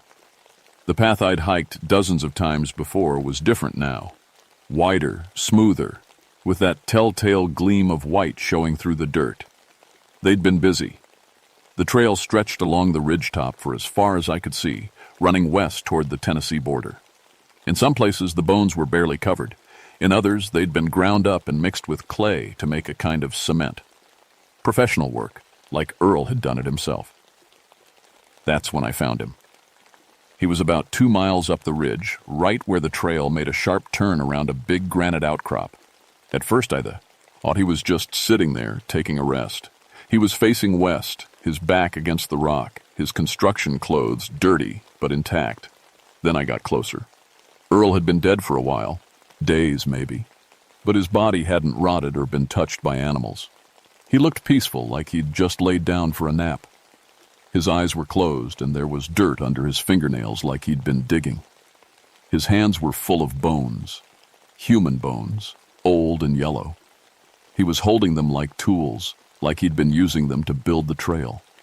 Around his body, the path was perfect, smooth and level, with drainage ditches on both sides.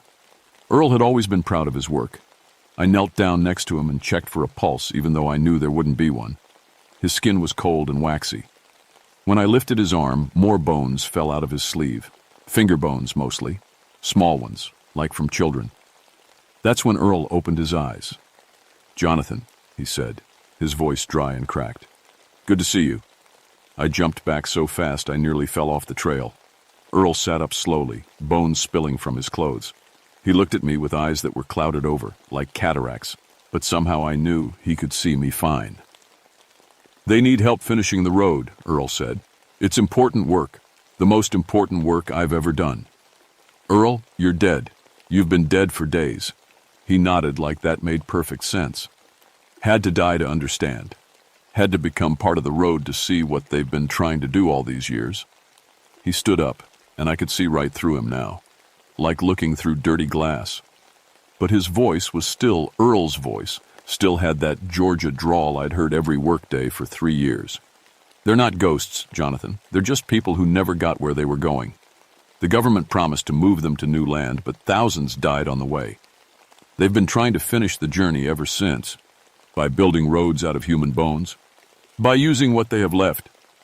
Earl gestured down the trail. "Every bone in this road belongs to someone. and who died walking west in 1838. Cherokee forced from their homes, dying of cold and sickness and heartbreak. They want to complete the journey. They want to get home. I backed away from him. Earl, this is crazy. You're scaring me. I'm not trying to scare you. I'm trying to help you understand. He took a step toward me, and I could hear bones clicking together inside his clothes. They chose you for a reason. You've got Cherokee blood. You can see them. Help them. Help them do what? Finish the road. The temperature dropped 20 degrees in about 2 seconds. The wind picked up, howling through the trees like a storm was coming, but the sky was still clear blue. Then I saw them. People walking up the trail from the east. Dozens of them, maybe hundreds. Men in worn-out jackets, women carrying babies, children with no shoes, all of them transparent, all of them walking west with a slow, tired shuffle. The Cherokee who died on the Trail of Tears, still walking after 150 years. At the front of the group was the old woman from the camp. She saw me and nodded. "We need strong hands," she called out. "Hands that know how to build roads. Your friend has been helping, but we need more." Earl held out a bone to me, part of a leg bone, smooth and white. "Take it, Jonathan. Help us finish what we started." I stared at the bone in his hand. Everything in me said to run, to get as far from this place as I could. But these weren't monsters. They were people. My people, if you went back far enough. They'd been walking for over a century trying to get to a place they'd never seen. "What happens when the road is finished?" I asked. "We get to rest," the old woman said. "We get to stop walking." Behind her, the other spirits had started working. They were digging bones out of bundles they carried, arranging them carefully on the trail, making the road wider, stronger. The sound of their work was soft, like whispers. I looked at Earl.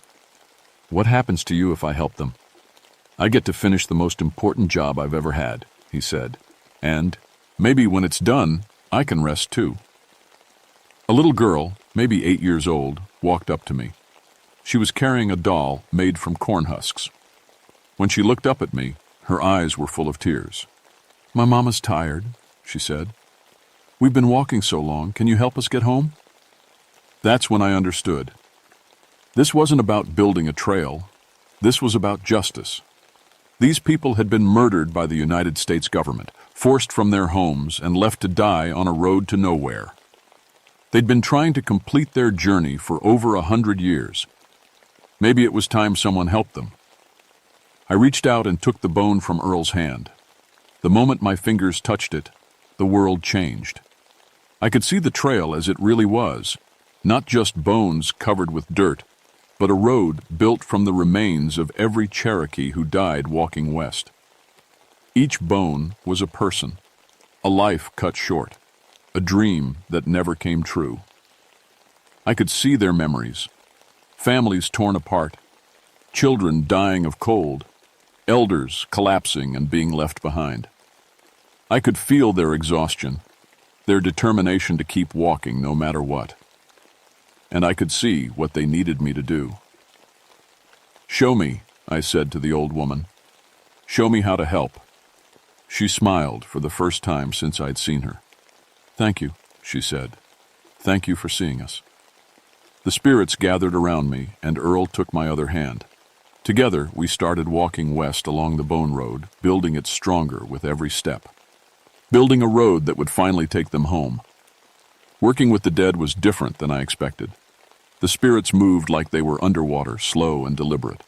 Each bone they placed was positioned exactly right, like they'd been planning this road for decades, which I realized they had. Earl and I worked faster, our living hands able to move the larger pieces. Skulls for the foundation, long bones for the sides, smaller pieces to fill the gaps. Every bone had a story. Every piece came from someone who died trying to get home. As we worked, the old woman told me the real story of the Trail of Tears. Not the cleaned-up version they taught in schools, but the truth about 16,000 Cherokee forced from their homes at gunpoint in 1838. About the concentration camps where they were held before the march. about the 4,000 who died on the way to Oklahoma, including her husband and 2 of her children. The government said we'd have new homes, she said, placing a child's rib cage into the road surface. Good land, better land, but they just wanted our mountains, our gold. They didn't care if we lived or died on the way. I was beginning to understand why the road was so important. It wasn't just about getting to Oklahoma, it was about completing something that had been interrupted by hate and greed, about proving that Cherokee people couldn't be erased, not even by death. We worked through the afternoon, the bone road growing stronger and smoother with every section we completed. The spirits seemed to gain energy as the road took shape. They moved faster, talked more, even smiled sometimes.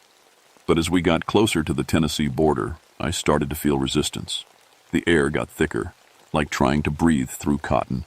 The bones became harder to move, heavier than they should have been. "Something's fighting us," Earl said. His face was more transparent now, like he was fading. "Something doesn't want this road finished." That's when I saw him. A man standing on the trail ahead of us, solid and living unlike the spirits around me.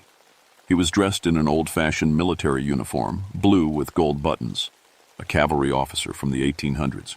"That's far enough," he said. His voice carried authority, the kind men used to giving orders. "These people belong in Oklahoma. They're not going back to Georgia." The old woman hissed when she saw him. "Colonel Morrison, the one who forced us to walk, the one who wouldn't let us rest when the children were dying." Morrison smiled, cold and mean. "The Indian Removal Act is still in effect, even in death. These Cherokee were relocated legally. They need to finish their journey to the reservation." "The reservation they never reached?" I said. "The land that was taken away from them again 20 years later?" "Not my problem," Morrison said. "My job was to get them to Oklahoma. Still is." The spirits around us started backing away. Even in death, they were afraid of this man. He'd had power over them in life, and somehow he still had power now. "You can't stop us," I said, though I wasn't sure I believed it. "These people have the right to go home." "They gave up that right when they lost the land," Morrison said. He pulled out a sword that gleamed like starlight. "And you, Ranger, are interfering with federal law." Earl stepped between Morrison and me. "Jonathan, you need to finish the road. It's the only way they can break free from him." "I won't let you pass," Morrison said. He raised his sword, and I could feel cold radiating from the blade. That's when I realized what was really happening. Morrison wasn't just enforcing old laws. He was the reason the Cherokee spirits had never been able to finish their journey. Every time they tried to go home, he stopped them. He'd been trapping them on this endless walk for over a century. The old woman came up beside Earl. "He's bound to us, just like we're bound to the road. As long as we can't go home, he can't rest either." "Then we finish this," I said. I picked up the last major bone, a skull that felt ancient and heavy. According to the spirits, it belonged to their chief, a man who'd lived 90 years before being forced from his home. He'd died 3 days into the march, but had kept walking anyway. Morrison charged at us, his sword raised high. Earl met him head-on, bones scattering from his clothes as they fought, the dead calf. Alry officer was stronger, but Earl was fighting for more than just himself. I placed the chief's skull at the very end of the bone road, right at the Tennessee border. The moment it touched the ground, the entire trail began to glow with soft white light. "No!" Morrison screamed. He threw Earl aside and lunged at me. The old woman stepped into his path. "You have no power here anymore," she said. "This is Cherokee land, and we're going home." Morrison's sword passed right through her, but she didn't fade. Instead, she grew brighter. All the spirits grew brighter, their forms becoming solid and strong. "The road is complete," the old woman said. "We can rest now." Morrison looked around at the hundreds of Cherokee spirits surrounding us. His face went pale. "You can't—" "The law says—" "Your law is dead," the old woman said. "Just like you." Morrison's uniform began to fade. His sword turned to dust in his hands. "This isn't over," he said as he dissolved into nothing. "This will never be over." But he was wrong. It was over. The Bone Road stretched complete from Georgia to Tennessee, gleaming white in the afternoon sun. The spirits began walking west one last time, but they looked different now. Younger, stronger, at peace. "Thank you," the old woman said to me as she passed. "Thank you for helping us get home." Earl was fading too, his job finally finished. "Take care of yourself, Jonathan," he said. "And remember this. Remember us." One by one, the spirits walked into the light and disappeared. The bone road began to fade too, the white gleam sinking into the earth. Soon I was standing alone on an ordinary forest trail, with nothing but Earl's hard hat to prove any of it had really happened. I hiked back down to the ranger station as the sun was setting. It took me 2 days, same as always. The trails were back to normal, muddy from the spring rains, overgrown, in places, but familiar. Earl's truck was still in the parking lot where he'd left it 3 days ago. I found his keys in the ignition and his lunch still sitting on the dashboard. According to his timesheet, he'd never checked in that morning. I told my supervisor that Earl had been in an accident, that I'd found his body on Thunder Ridge, a partial truth. The recovery team I led back up there found him 2 days later, sitting peacefully against the granite outcrop where I'd left him. The coroner said it looked like a heart attack. No signs of violence, no indication of what had really happened. At the funeral, Earl's wife asked me to say a few words. I talked about what a good worker he'd been, how proud he was of his trail work. I didn't mention the Bone Road or the Cherokee spirits. Some truths are too big for most people to handle, but I filed a full report with the Forest Service anyway. I documented everything I'd seen, every conversation I'd had, every photo I'd taken. I knew nobody would believe it, but I needed it on record. The Cherokee deserved to have their story told, even if it was buried in bureaucratic files. A month later, I got a call from the Cherokee Nation in Oklahoma. They were sending a historical research team to Thunder Ridge, following up on some old stories about incomplete burial sites. They wanted to know if I'd found any evidence of human remains in the area. I met with them at the trailhead, 3 Cherokee historians who treated the mountains with the respect they deserved. I showed them exactly where I'd found the Bone Road, where I'd seen the spirits, where Earl had died helping them finish their journey. We didn't find any bones. The earth had absorbed them all, making them part of the mountain again. But the historians weren't surprised. "Stories like yours aren't uncommon," Dr. Sarah Ridge told me. She was about my age, with intelligent eyes and calloused hands that said she spent time in the field. "We have oral histories about unquiet spirits along the old removal routes, people who never made it to Oklahoma, never flew, peace." "Do you think they found it now?" I asked. She looked up at Thunder Ridge, where storm clouds were gathering for another spring rain. "The Cherokee believe that home isn't a place, it's where your people are. If you help them reunite with their families, then yes, they found peace. I still work these mountains, still build and maintain trails. But I approach the work differently now.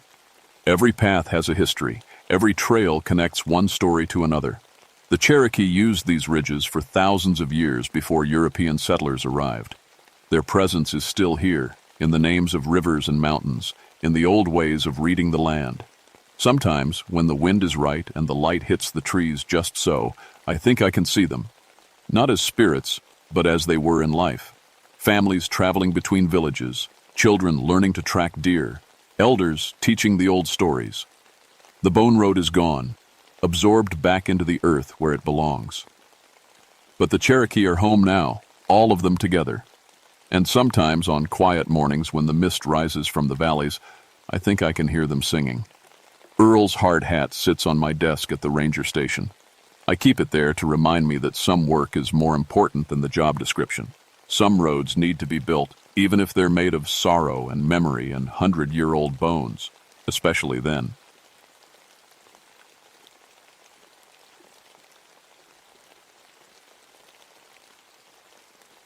My name is Victoria Ironwood, and I've been a park ranger for 18 years. I thought I knew everything about Stone Mountain. I was wrong. The granite dome rises 2,305 feet above the forests of North Carolina, a massive gray skull pushing through green trees. Most people know it for rock climbing. What they don't know is that some mountains aren't meant to be climbed. I was checking climbing permits that June morning when the first report came in. A group from Georgia said they felt watched while climbing the south face.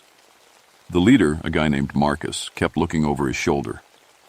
Felt like someone was up there, he told me at the ranger station, like the rock itself was staring. I've heard stranger things. After 18 years, you learn that mountains make people feel small. Sometimes that feeling gets twisted into something else. But Marcus seemed different. He'd been climbing for 20 years, had scaled peaks in Colorado and Alaska. This wasn't some rookie getting spooked by height. Did you see anything specific? I asked, filling out the incident report. The rock formations, Marcus said. They looked like faces, old faces, sleeping. I nodded and wrote it down. Stone Mountain was famous for its weathered granite formations. People saw all kinds of shapes in them. Animals, faces, even whole bodies frozen in stone. It was normal. What wasn't normal was what I found the next day.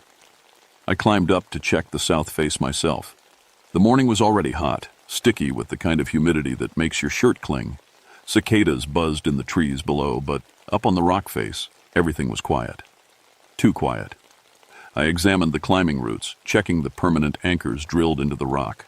These were steel bolts, professionally installed, tested to hold thousands of pounds. They don't move, except 3 of them had. The bolts that should have been twinned, tie feet apart in a straight line, now formed a triangle. Perfect triangle. And the rock around them showed no tool marks, no signs of drilling or chiseling. It was like the mountain had moved the bolts itself. I ran my hands over the granite, smooth as glass, warm from the morning sun. But underneath that warmth I felt something else, a vibration, so low I felt it more than heard it, like a giant heartbeat. I pulled out my geological hammer and tapped the rock. The sound that came back was wrong. Instead of the sharp ping of solid granite, I heard a deep, hollow thud, like I was tapping on the chest of something huge and sleeping. My radio crackled. "Victoria, you up there?" "Yeah, what's up?" "Got another group coming down early. Say they're not feeling well." I looked down at the base of the mountain where a group of 4 climbers were packing their gear. They moved fast, like they couldn't wait to leave. "I'll be right down," I said. But as I started my descent, something made me look back at the rock face. For just a moment, in the shadows and crevices of the granite, I could swear I saw the outline of a massive face. Eyes closed, mouth slightly open, like it was breathing in its sleep. I blinked, and it was just rock again. That night, I dug through the Cherokee histories in our research files. The Pisgah National Forest sits on land that was sacred to the Cherokee for thousands of years. They had names for all the peaks, stories about each mountain. Stone Mountain was called the place where the ancients sleep. According to the legends, before humans came to the mountains, the earth itself was alive. Great spirits lived in the rocks and trees, sleeping deep in the stone. The Cherokee knew better than to wake them. "Those who disturb the sleepers," one account said, "will learn that stone can move like water, and mountains can wake like men." I'd always thought it was just folklore, beautiful stories, but nothing more. The next morning, I found stone circles on the summit that hadn't been there before. 3 perfect circles of granite, each about 10 feet across. The stones were arranged in patterns that hurt to look at, angles that seemed to shift when I wasn't looking directly at them. In the center of each circle was a depression like a sleeping body had pressed into the rock. I photographed everything and radioed headquarters. While I waited for backup, I noticed the temperature had dropped 20 degrees since yesterday. The morning sun felt cold on my face. That's when I met Sarah Kim and Jason Torres. They were part of a climbing team from Virginia, experienced mountaineers planning a multi-day ascent. Sarah was a geology professor, like I used to be before I became a ranger. Jason was a rescue specialist who'd worked search and rescue for 15 years. "Weird formations," Sarah said, examining the stone circles. She pulled out a magnifying glass and studied the rock. "This granite should be solid, but look at this." She showed me hairline cracks running through the stone. Not random breaks. These formed patterns like writing in a language I didn't recognize. "How long have these been here?" Jason asked. They weren't here yesterday. Jason frowned. You sure? Maybe you just didn't notice them. I'd been working this mountain for 18 years. I knew every rock, every tree, every view. I'm sure. We spent the morning documenting the circles. Sarah took rock samples while Jason tested the structural integrity of the climbing routes. I tried to focus on the work, but I couldn't shake the feeling that we were being watched. Around noon, the wind stopped. Complete stillness. No bird sounds, no insect buzz, no rustling leaves. Just silence, so thick it felt like something alive. That's not normal, Jason said quietly. Sarah was bent over her equipment when she suddenly stood up straight. Did you feel that? Feel what? The ground moved. Just a little. I knelt down and pressed my palm to the rock. For a moment, nothing. Then I felt it. A slow, rhythmic pulse coming from deep inside the mountain. Earthquake? Jason suggested. No, Sarah said. Earthquakes don't have rhythm.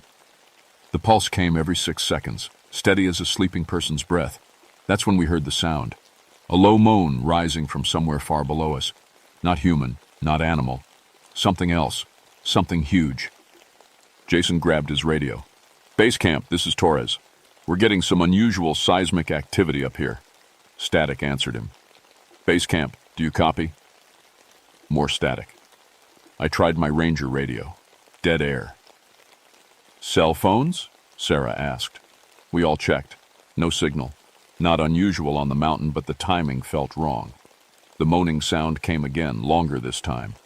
And with it, I felt the rock beneath my feet shift. Not much, maybe an inch. But granite doesn't shift. We need to get off this mountain, I said. That's when Sarah screamed.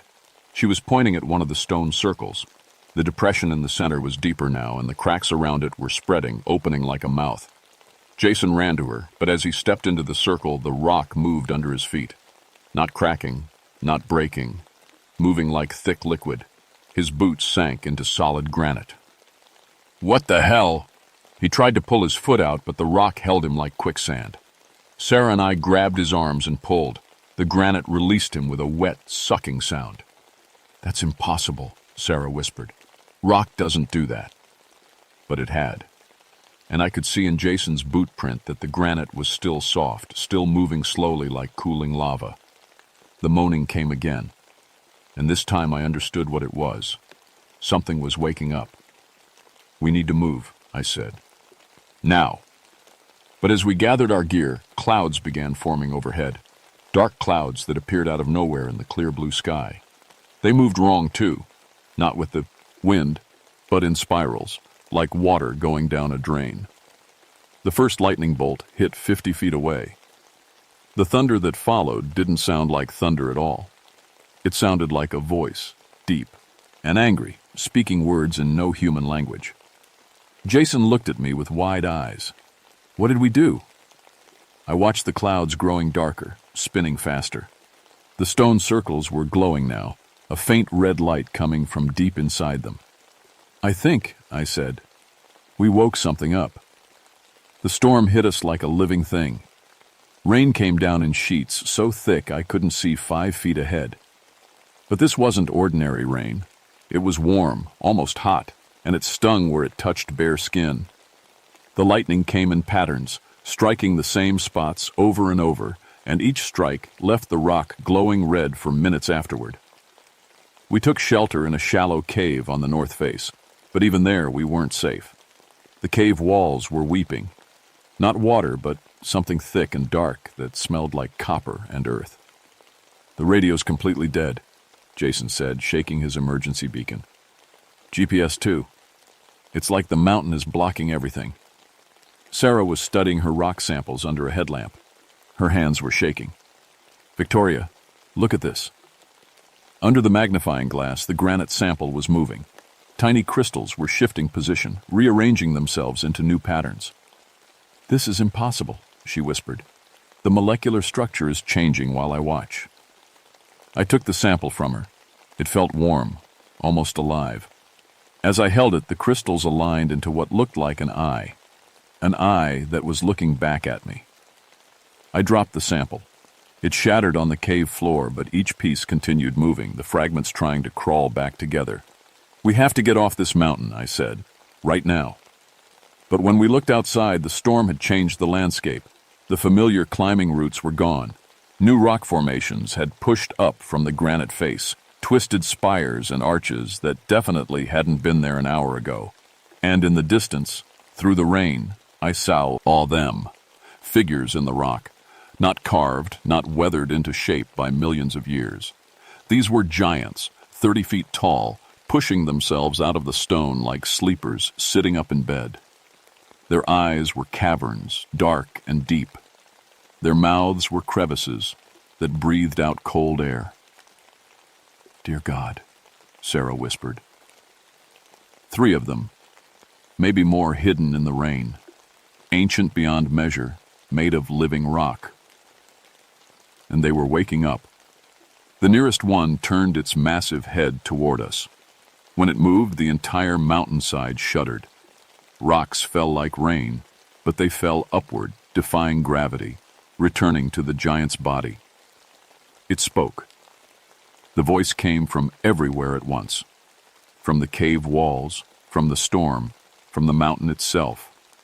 Words in a language older than human speech, but somehow I understood their meaning.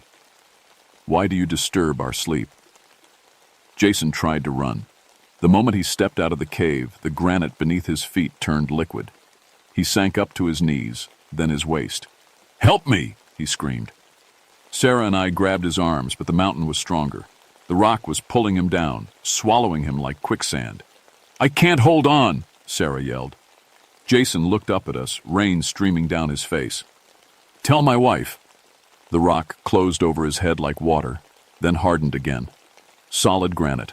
No trace that anyone had ever been there. Sarah was sobbing. I pulled her back into the cave as the giants continued their slow awakening. "Why is this happening?" she asked. I thought about the Cherokee legends, about the warnings that had been passed down for generations. "We've been treating the mountain like our playground," I said, drilling holes, hammering bolts, crawling all over it like ants.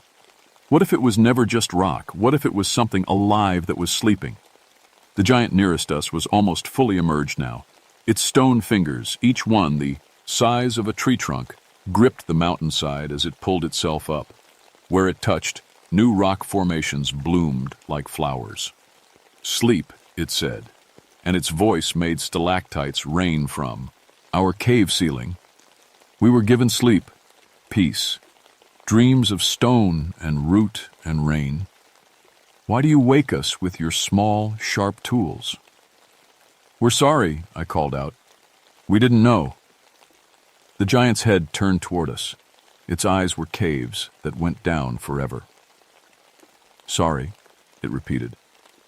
A small word, but we are awake now, and we remember anger. Lightning struck the cave entrance, sealing us in with tons of rock. In the darkness, Sarah's headlamp showed us something that made my blood freeze.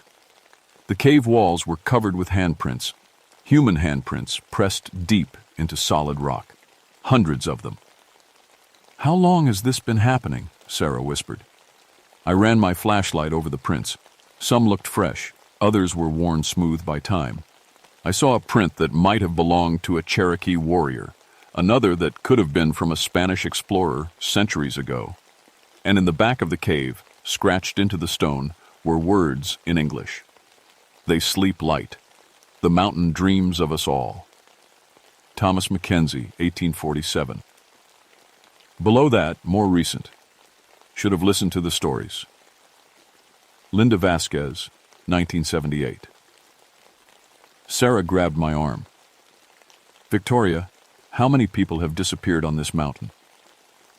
I thought about all the missing person reports over the years. Hikers who vanished without a trace, climbers whose bodies were never found.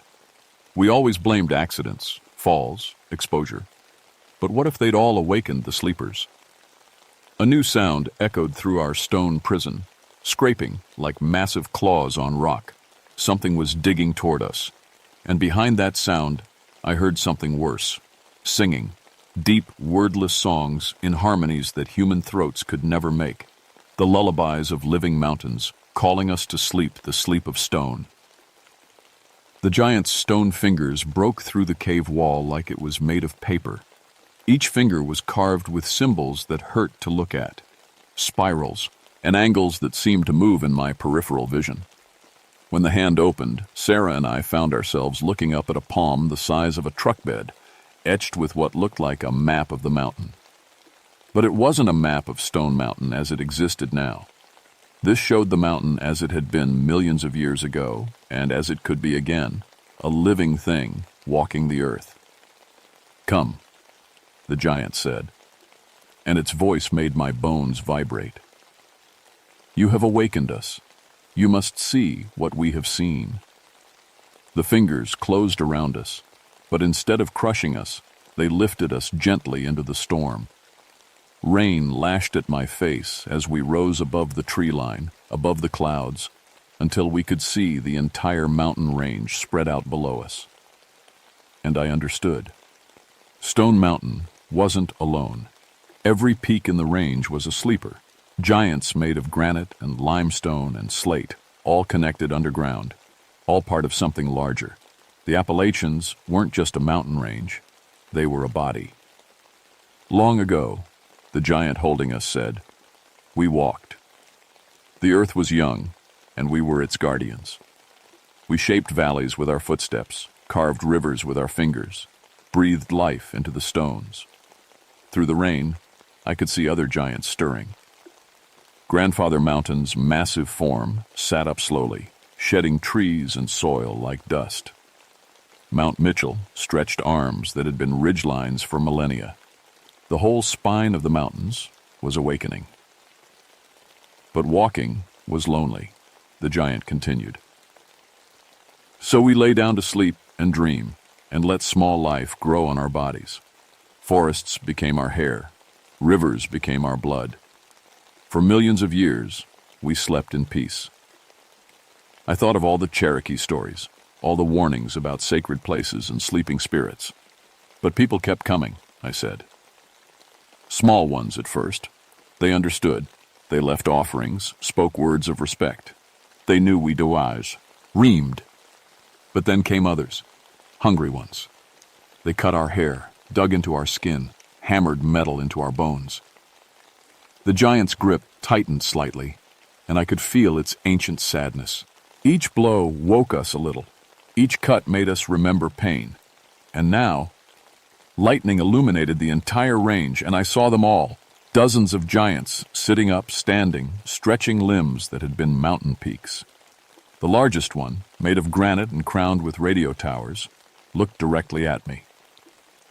Now we remember why we stopped sleeping. Sarah was staring at the radio towers on the giant's head. "Mount Washington," she whispered. "That's Mount Washington, but it's 100 miles from here." The giants were moving toward each other, their footsteps causing earthquakes that I could feel in my chest. When they walked, forests flowed off their backs like water. Lakes drained into the impressions their feet left behind. "We will walk again," Mount Washington said, its voice like thunder.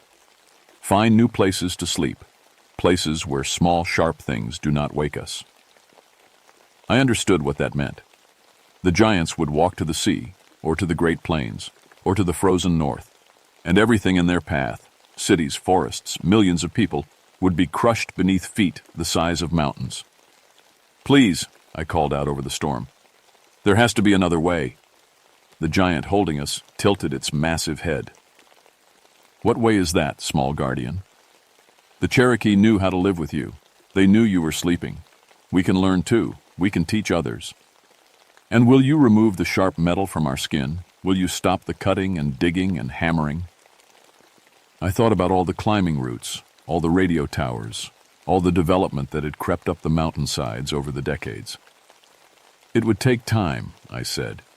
"But yes, we could." "Time," the giant mused. "We have much time. But trust is harder to heal than wounded stone." Sarah suddenly pointed toward the base of Stone Mountain. "Look." Through the rain, I could see lights. Dozens of them, moving up the mountain in a line. Rescue vehicles, emergency crews, probably the National Guard, coming to save us.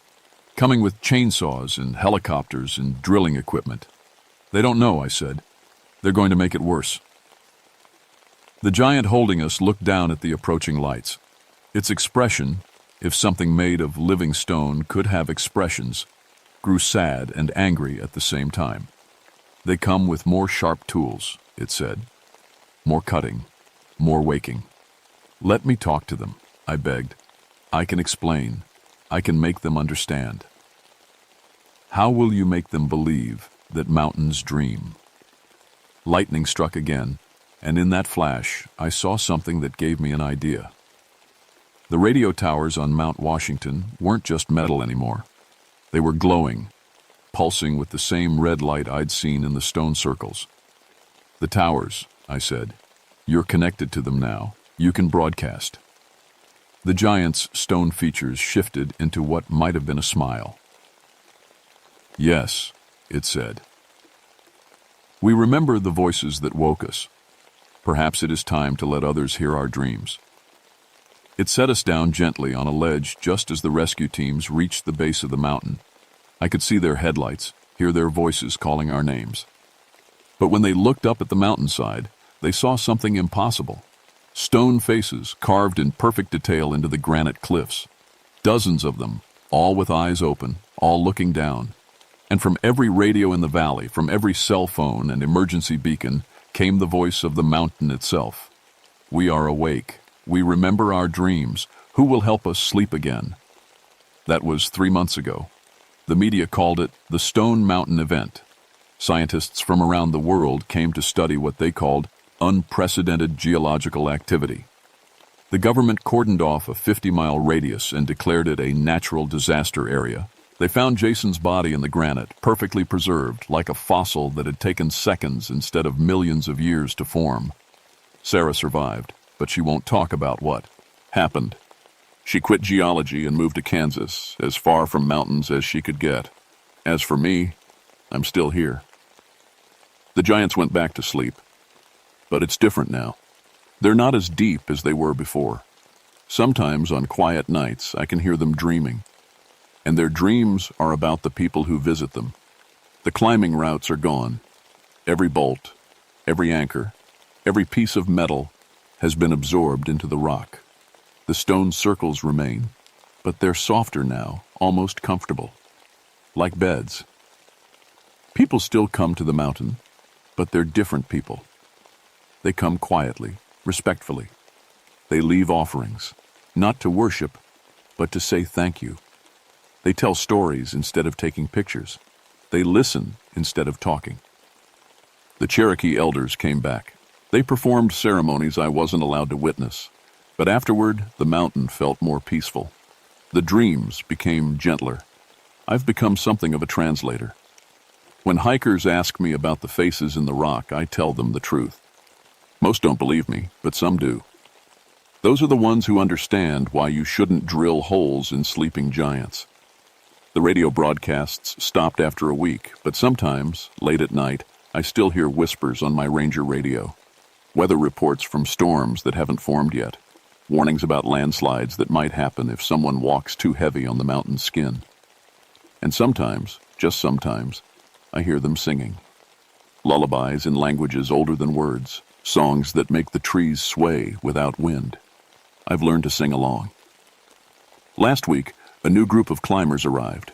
They had ropes and hammers and plans to put up a new route on the south face. I met them at the parking area before they could even unpack their gear. I'm sorry, I told them. The mountain is closed to technical climbing. Since when? Their leader asked. Since always, I said. We just forgot for a while. They argued, showed me permits, threatened to call headquarters. But when they looked up at the granite face, they saw what everyone sees now. Eyes in the stone, watching, waiting. They left without another word. I've put in for a transfer, not because I'm afraid, the mountain doesn't want to hurt me anymore, but because I understand now that some jobs are bigger than one person, bigger than one lifetime. The Cherokee are training new keepers, young people who grew up with the old stories. They know how to read the mountain's moods, how to tell when it's dreaming deeply and when it's restless. They've offered to teach me too. Next month, I'll retire from the Park Service and begin learning to be a proper guardian. The mountain has so much to teach. About time, about patience, about the weight of dreams, about what happens when you forget that the earth is alive. Sometimes tourists ask me if the stories are true, if mountains can really wake up and walk. I point to the faces in the granite, to the stone circles that no human hands could have made, to the perfect silence that falls over the mountain when it's thinking deep thoughts. What do you think? I ask them. Most laugh nervously and change the subject, but a few understand. They nod quietly and speak in whispers for the rest of their visit. Those are the ones who might learn to hear the dreams. Late at night, when I'm alone at the ranger station, I put my hand on the ground and feel the mountain's slow heartbeat. Still sleeping, but lightly now. Ready to wake if it needs to. Ready to walk again if we forget how to listen. But I don't think we will. The mountain has made sure of that. It left reminders, faces that watch, circles that pulse with ancient light, dreams that whisper warnings to anyone willing to hear. The Cherokee were right. The mountains remember everything.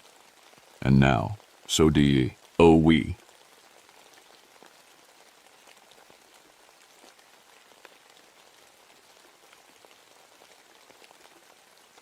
My name is Marcus Thornfield, and I've been a park ranger for 14 years.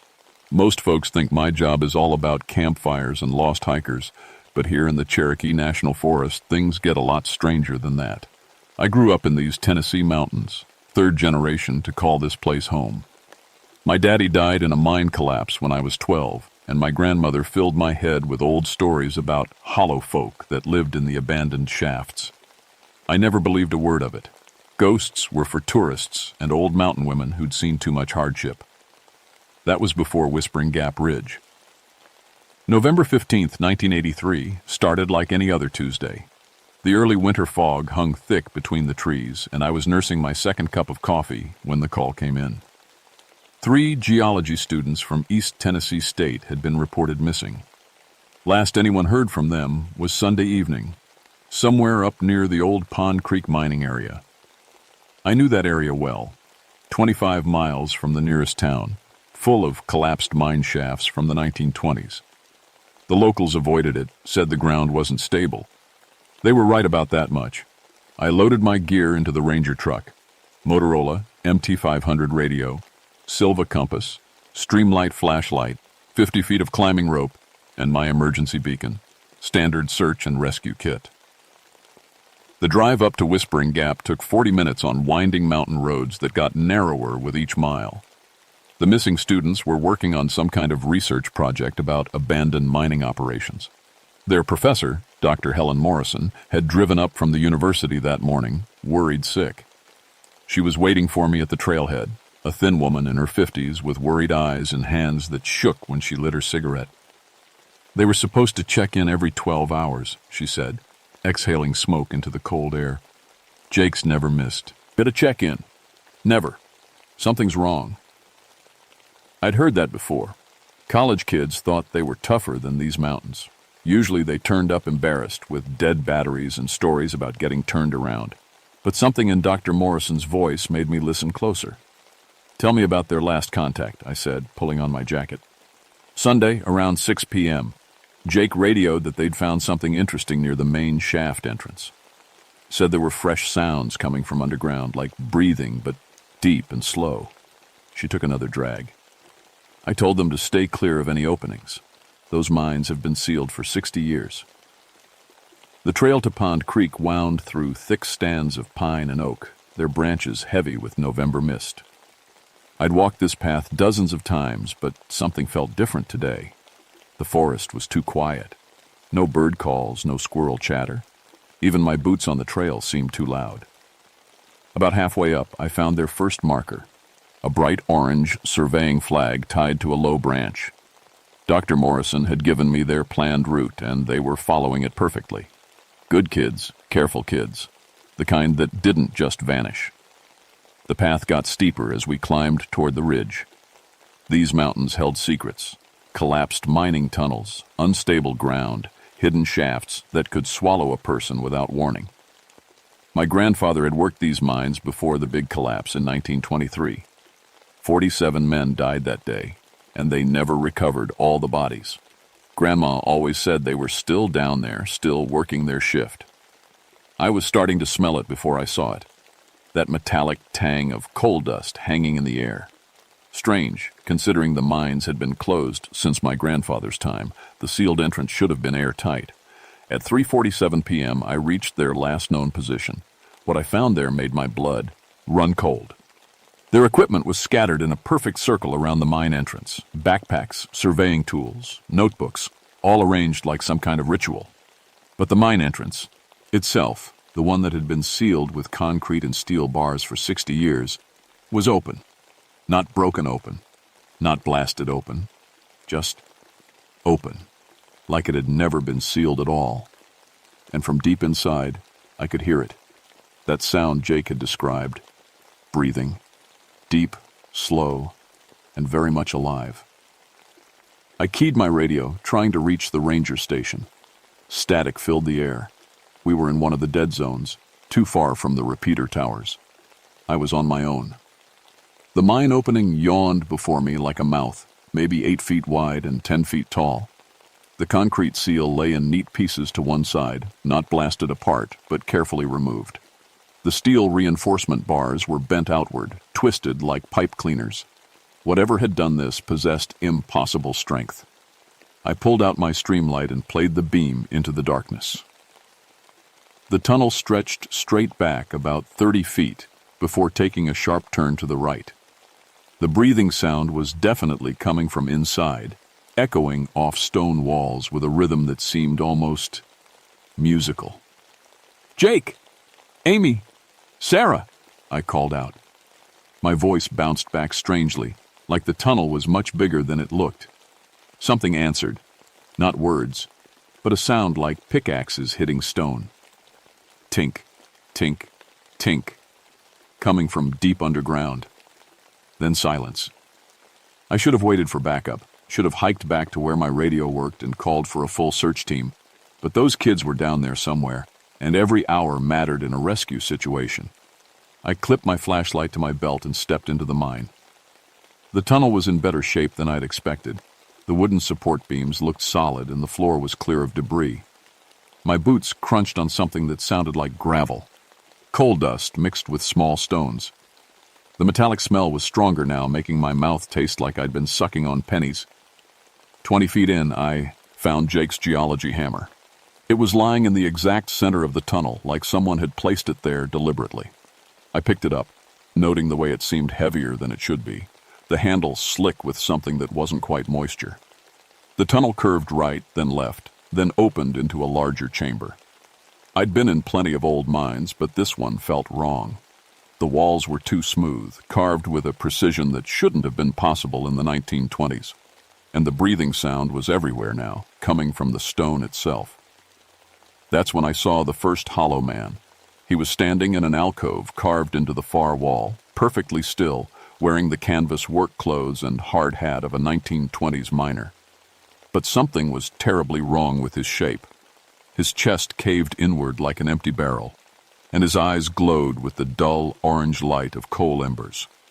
When our eyes met, he smiled. "Shift's starting, Ranger," he said in a voice like wind through broken glass. "You're late for work." I fumbled for my flashlight, swinging the beam toward him. The light passed right through his body like he was made of smoke, revealing the alcove behind him. But I could still see him, still hear his breathing mixing with the sound from the walls. "Where are the students?" I managed to ask. "Down below, learning the trade. Good workers, all three. Strong backs, willing hands." The hollow man stepped out of the alcove, his boots making no sound on the stone floor. "You'll like the deep tunnels, Ranger. Cool and quiet. Perfect for thinking about what you've done wrong." I backed toward the tunnel entrance, but my feet felt heavy, like they were sinking into the floor. The coal dust around my boots was swirling upward in small spirals, defying gravity. "I haven't done anything wrong," I said. The hollow man laughed, a sound like rocks falling down a shaft. Haven't you? All those years telling folks there's nothing to fear in these mountains. All those hikers you sent up here, telling them the old stories were just superstition. He took another step, closer, and I could see through his chest to the wall behind him. We've been trying to warn people for 60 years, Ranger, trying to keep them away from what's sleeping deeper down. More hollow men were emerging from alcoves I hadn't noticed before. 4, 5, 6 of them, all wearing the same canvas work clothes, all with the same emptiness where their hearts should be. They moved like they were underwater, slow and deliberate, their coal ember eyes fixed on me. The students, I said again. I need to get them out. You need to join the shift, said the first hollow man. Been a long time since we had a supervisor, someone to keep the new workers in line. The coal dust was swirling higher now, reaching my knees. I could feel it pulling at me, trying to drag me deeper into the mine. My radio crackled with static, then fell silent. That's when I heard them, Jake, Amy, and Sarah, singing somewhere far below. An old mining song I recognized from my grandfather's time, about brave men who dug too deep and found more than coal in the darkness. But their voices sounded wrong, hollow, like they were singing from the bottom of a very deep well. I ran. The hollow men didn't chase me. They didn't need to. As I stumbled back through the tunnel toward daylight, I could hear them laughing behind me, a sound like wind through broken mine timbers. I burst out of the entrance, gasping, my lungs burning from coal dust I shouldn't have been able to breathe. Dr. Morrison was pacing by the tree line, and she ran toward me when she saw me emerge. "Did you find them?" she asked. "Are they all right?" I opened my mouth to answer, but no words came.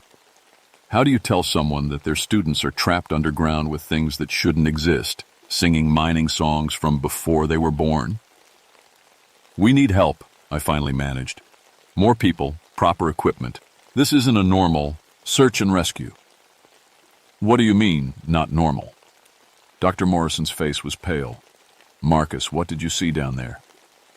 Before I could answer, the ground under our feet began to tremble. Not an earthquake. I knew what those felt like. This was something else, like a giant machine starting up deep underground. The trembling was rhythmic, matching the breathing sound I'd heard in the mine. Thump, thump, thump, thump, thump, thump. "We need to get back to the truck," I said, grabbing Dr. Morrison's arm. "Now!" But it was too late. The ground around the mine entrance began to crack, spiderweb patterns spreading outward like broken glass. And from those cracks, more breathing sounds emerged. Not just one source now, but dozens. The entire ridge was coming alive. "Sweet Jesus," Dr. Morrison whispered. The first hollow man emerged not from the mine entrance, but from a crack that opened right beside our feet. His hand shot up through the rock like he was climbing out of water, fingers stretching toward Dr. Morrison's ankle. I yanked her backward just as those fingers brushed her boot. Where they touched the leather, it turned black and began to crumble. "Run!" I shouted. We stumbled down the trail, the ground shaking harder with each step. Behind us, I could hear them emerging. The hollow men of Pond Creek Mine, 60 years of trapped souls, finally breaking free from their rocky prison. Their voices rose in unison, singing that same mining song I'd heard Jake, Amy, and Sarah singing in the depths. Down, down, down in the ground, where the coal seams run so deep. Dr. Morrison tripped over a root and went down hard. As I helped her up, I saw blood on her hands from the rocks, but she wasn't making any sound. Her eyes were fixed on something behind me. I turned to look. A hollow man was standing 20 feet up the trail, but this one was different. Bigger than the others, wearing a supervisor's hard hat with a tarnished brass badge. His canvas overalls were stained with something dark, and his chest cavity was so deep I could see the mountains through. "Marcus Thornfield," he said in a voice like grinding stone. "Jeremiah Thornfield's grandson." My grandfather's name. The hollow man knew my grandfather's name. "Jeremiah was a good worker," the hollow man continued. "Tried to warn folks about what we found in the deep tunnels. Tried to keep them from digging too far down." He tilted his head, and I heard his neck bones creak like old timber. But nobody listened. They kept digging, right down to where it's sleeping. "What's sleeping?" I asked, though I wasn't sure I wanted to know. The hollow man smiled, showing teeth like broken coal. "Something that's been dreaming under these mountains since before the Cherokee came. Something that makes hollow men out of live ones when it turns in its sleep." He took a step closer, and the ground under his feet cracked like ice. "Your grandfather died trying to seal it back up. We've been standing guard ever since." Dr. Morrison grabbed my arm. "Marcus," she whispered, "look." More hollow men were coming up the trail from below and down from above. We were surrounded by an army of coal dust ghosts, all wearing the faces of men who'd died in these mountains over the past 60 years. Not just miners now, but hikers who'd gotten lost, hunters who'd fallen down hidden shafts, anyone who'd died alone in these hills. And they were all singing that same song. "The students," I said to the supervisor, "let them go. They didn't know what they were doing." "Too late for that," he replied. "They're part of the shift now. But they're not suffering, if that's what you're worried about. Down in the deep tunnels, there's no pain, no fear, no memory of what came before." He gestured to the hollow men surrounding us. "We take care of our own." Dr. Morrison was crying now, quiet tears running down her cheeks. I could smell her fear like metal in the air, mixing with the coal dust that seemed to be everywhere now. "There's another way," the supervisor said. "You could join us willingly. Become a supervisor yourself. Help us keep watch over what's sleeping below." His coal ember eyes fixed on mine. "Help us make sure it never wakes up completely." Behind him, the mine entrance was glowing now with an orange light that pulsed like a heartbeat. And from somewhere deep underground, I could hear something else moving. Something much bigger than hollow men. Something that was starting to wake up. "What is it?" I asked, staring at that pulsing orange glow. "What's down there?" The supervisor hollow man's expression changed, becoming almost sad. "Something old. Older than these mountains. Older than anything that's got a name. The Cherokee called it Kituwa and V, the ancient hunger. It sleeps deep, dreams deep, and when it dreams, the rock itself comes alive." As if summoned by his words, the ground beneath us heaved upward like a giant chest taking a breath. Dr. Morrison lost her footing and fell to her knees, her hands sinking into earth that had turned soft as clay. "The mine disaster in 1923, I said, pieces clicking together. "You didn't die in a cave-in. You found this thing." "We dug too deep," the supervisor confirmed. "Found chambers that weren't made by human hands, filled with air that tasted like copper and time. Jeremiah was the first to realize we needed to stop, needed to seal it all back up. But the company men wouldn't listen. Profits before safety, they said." The hollow men around us were getting more solid, more real. I could see the details of their faces now, the worry lines, the coal dust permanently ground into their skin, the way their eyes held memories of families they'd never see again. "So we made a choice," the supervisor continued. "Better to become hollow men guarding the deep places than to let that thing wake up and hollow out the whole world." Dr. Morrison was trying to stand, but her hands and knees were sinking deeper into the suddenly liquid ground. "Marcus," she gasped, "help me." I reached for her, but my own feet were starting to sink. The earth was pulling us down, trying to drag us to wherever Jake, Amy, and Sarah had been taken. "Don't fight it," the supervisor said gently. "The joining doesn't hurt. One moment you're afraid, the next you're home. And you'll never be alone again. All of us, working together, keeping watch forever." That's when I understood. The hollow men weren't trying to hurt us. They were trying to save us in the only way they knew how. Turn us into guardians like themselves. Add us to their eternal watch over something that must never be allowed to wake. But I thought about my grandmother's stories, about the Cherokee who'd lived in these mountains for thousands of years before the miners came. They'd known about the ancient hunger too, and they'd found a different way to keep it sleeping: sunlight. I fumbled in my gear bag for my emergency flares. The red ones would burn bright, but the white phosphorus ones burned like miniature suns. My fingers closed around the familiar cylinder just as the ground tried to suck me down to my waist. "I'm sorry," I told the supervisor and pulled the flare's ignition cord. White light exploded across the ridge like a solar flare, bright enough to turn night into day. The hollow men screamed, not in pain but in fear and desperation. The light wasn't hurting them so much as dispersing them, breaking the connection that held their coal dust bodies together. "No!" the supervisor shouted as his form began to fade. "You don't understand. Without us to keep watch, it will—" His voice cut off as the light consumed him. All around us, hollow men were dissolving into wisps of coal dust that the mountain wind scattered like smoke. The ground solidified under our feet, dropping Dr. Morrison and me hard onto solid rock. But the orange glow from the mine entrance was getting brighter, and the breathing sound was cha-na-cha. Jing, getting faster, more excited. Something was waking up. I helped Dr. Morrison to her feet and lit a second flare. "We have to get to the mine," I said. "The students might still be alive down there." "Are you insane?" she gasped. "After what we just saw?" "The hollow men were keeping that thing asleep," I said, understanding flooding through me. "Without them, we're going to have bigger problems than lost students." We ran toward the mine entrance, flares held high like torches. The orange glow was pulsing faster now, and I could hear something moving in the deep tunnels.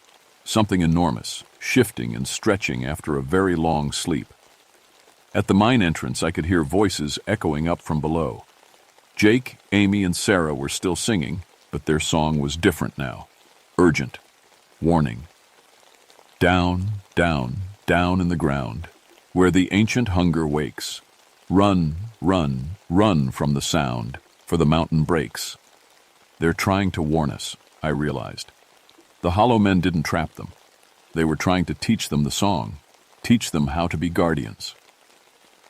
Dr. Morrison grabbed my arm. "Then let's get them and get out of here." But as we started into the tunnel, the ground shook with something that wasn't breathing anymore. It was footsteps. Huge ones. Coming up from very far below. The ancient hunger was awake. The rescue took 6 minutes that felt like 6 hours.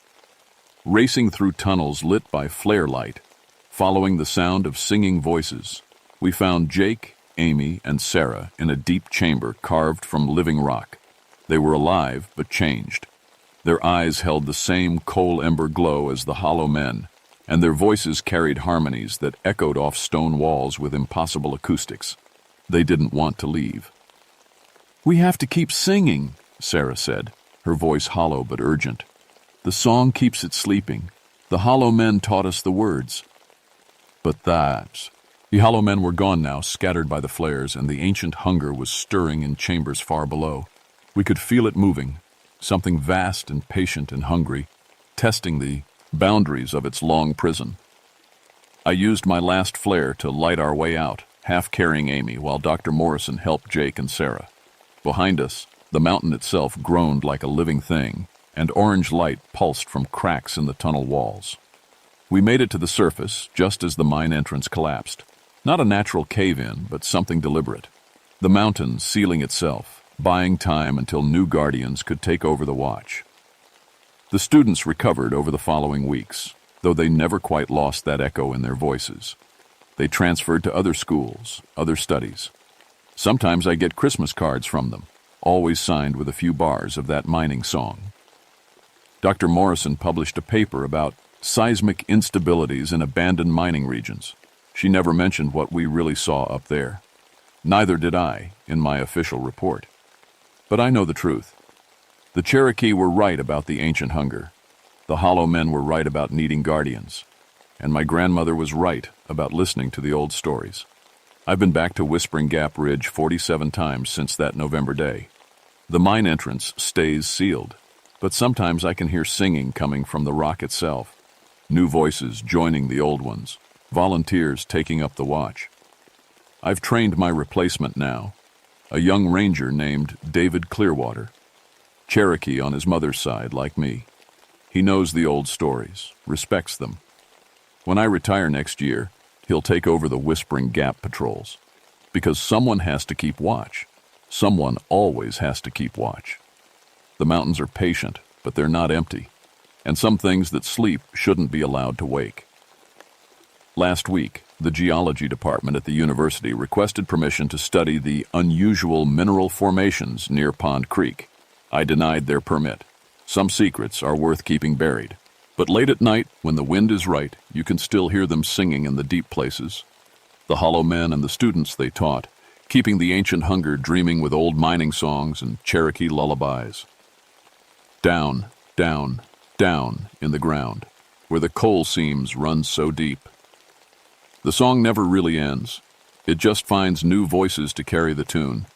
And sometimes, on foggy November mornings when I'm walking the trails around Whispering Gap, I swear I can see them, transparent figures in mining helmets and work clothes, standing guard at sealed entrances, making sure the mountain keeps its secrets. My grandfather would be proud. The watch continues.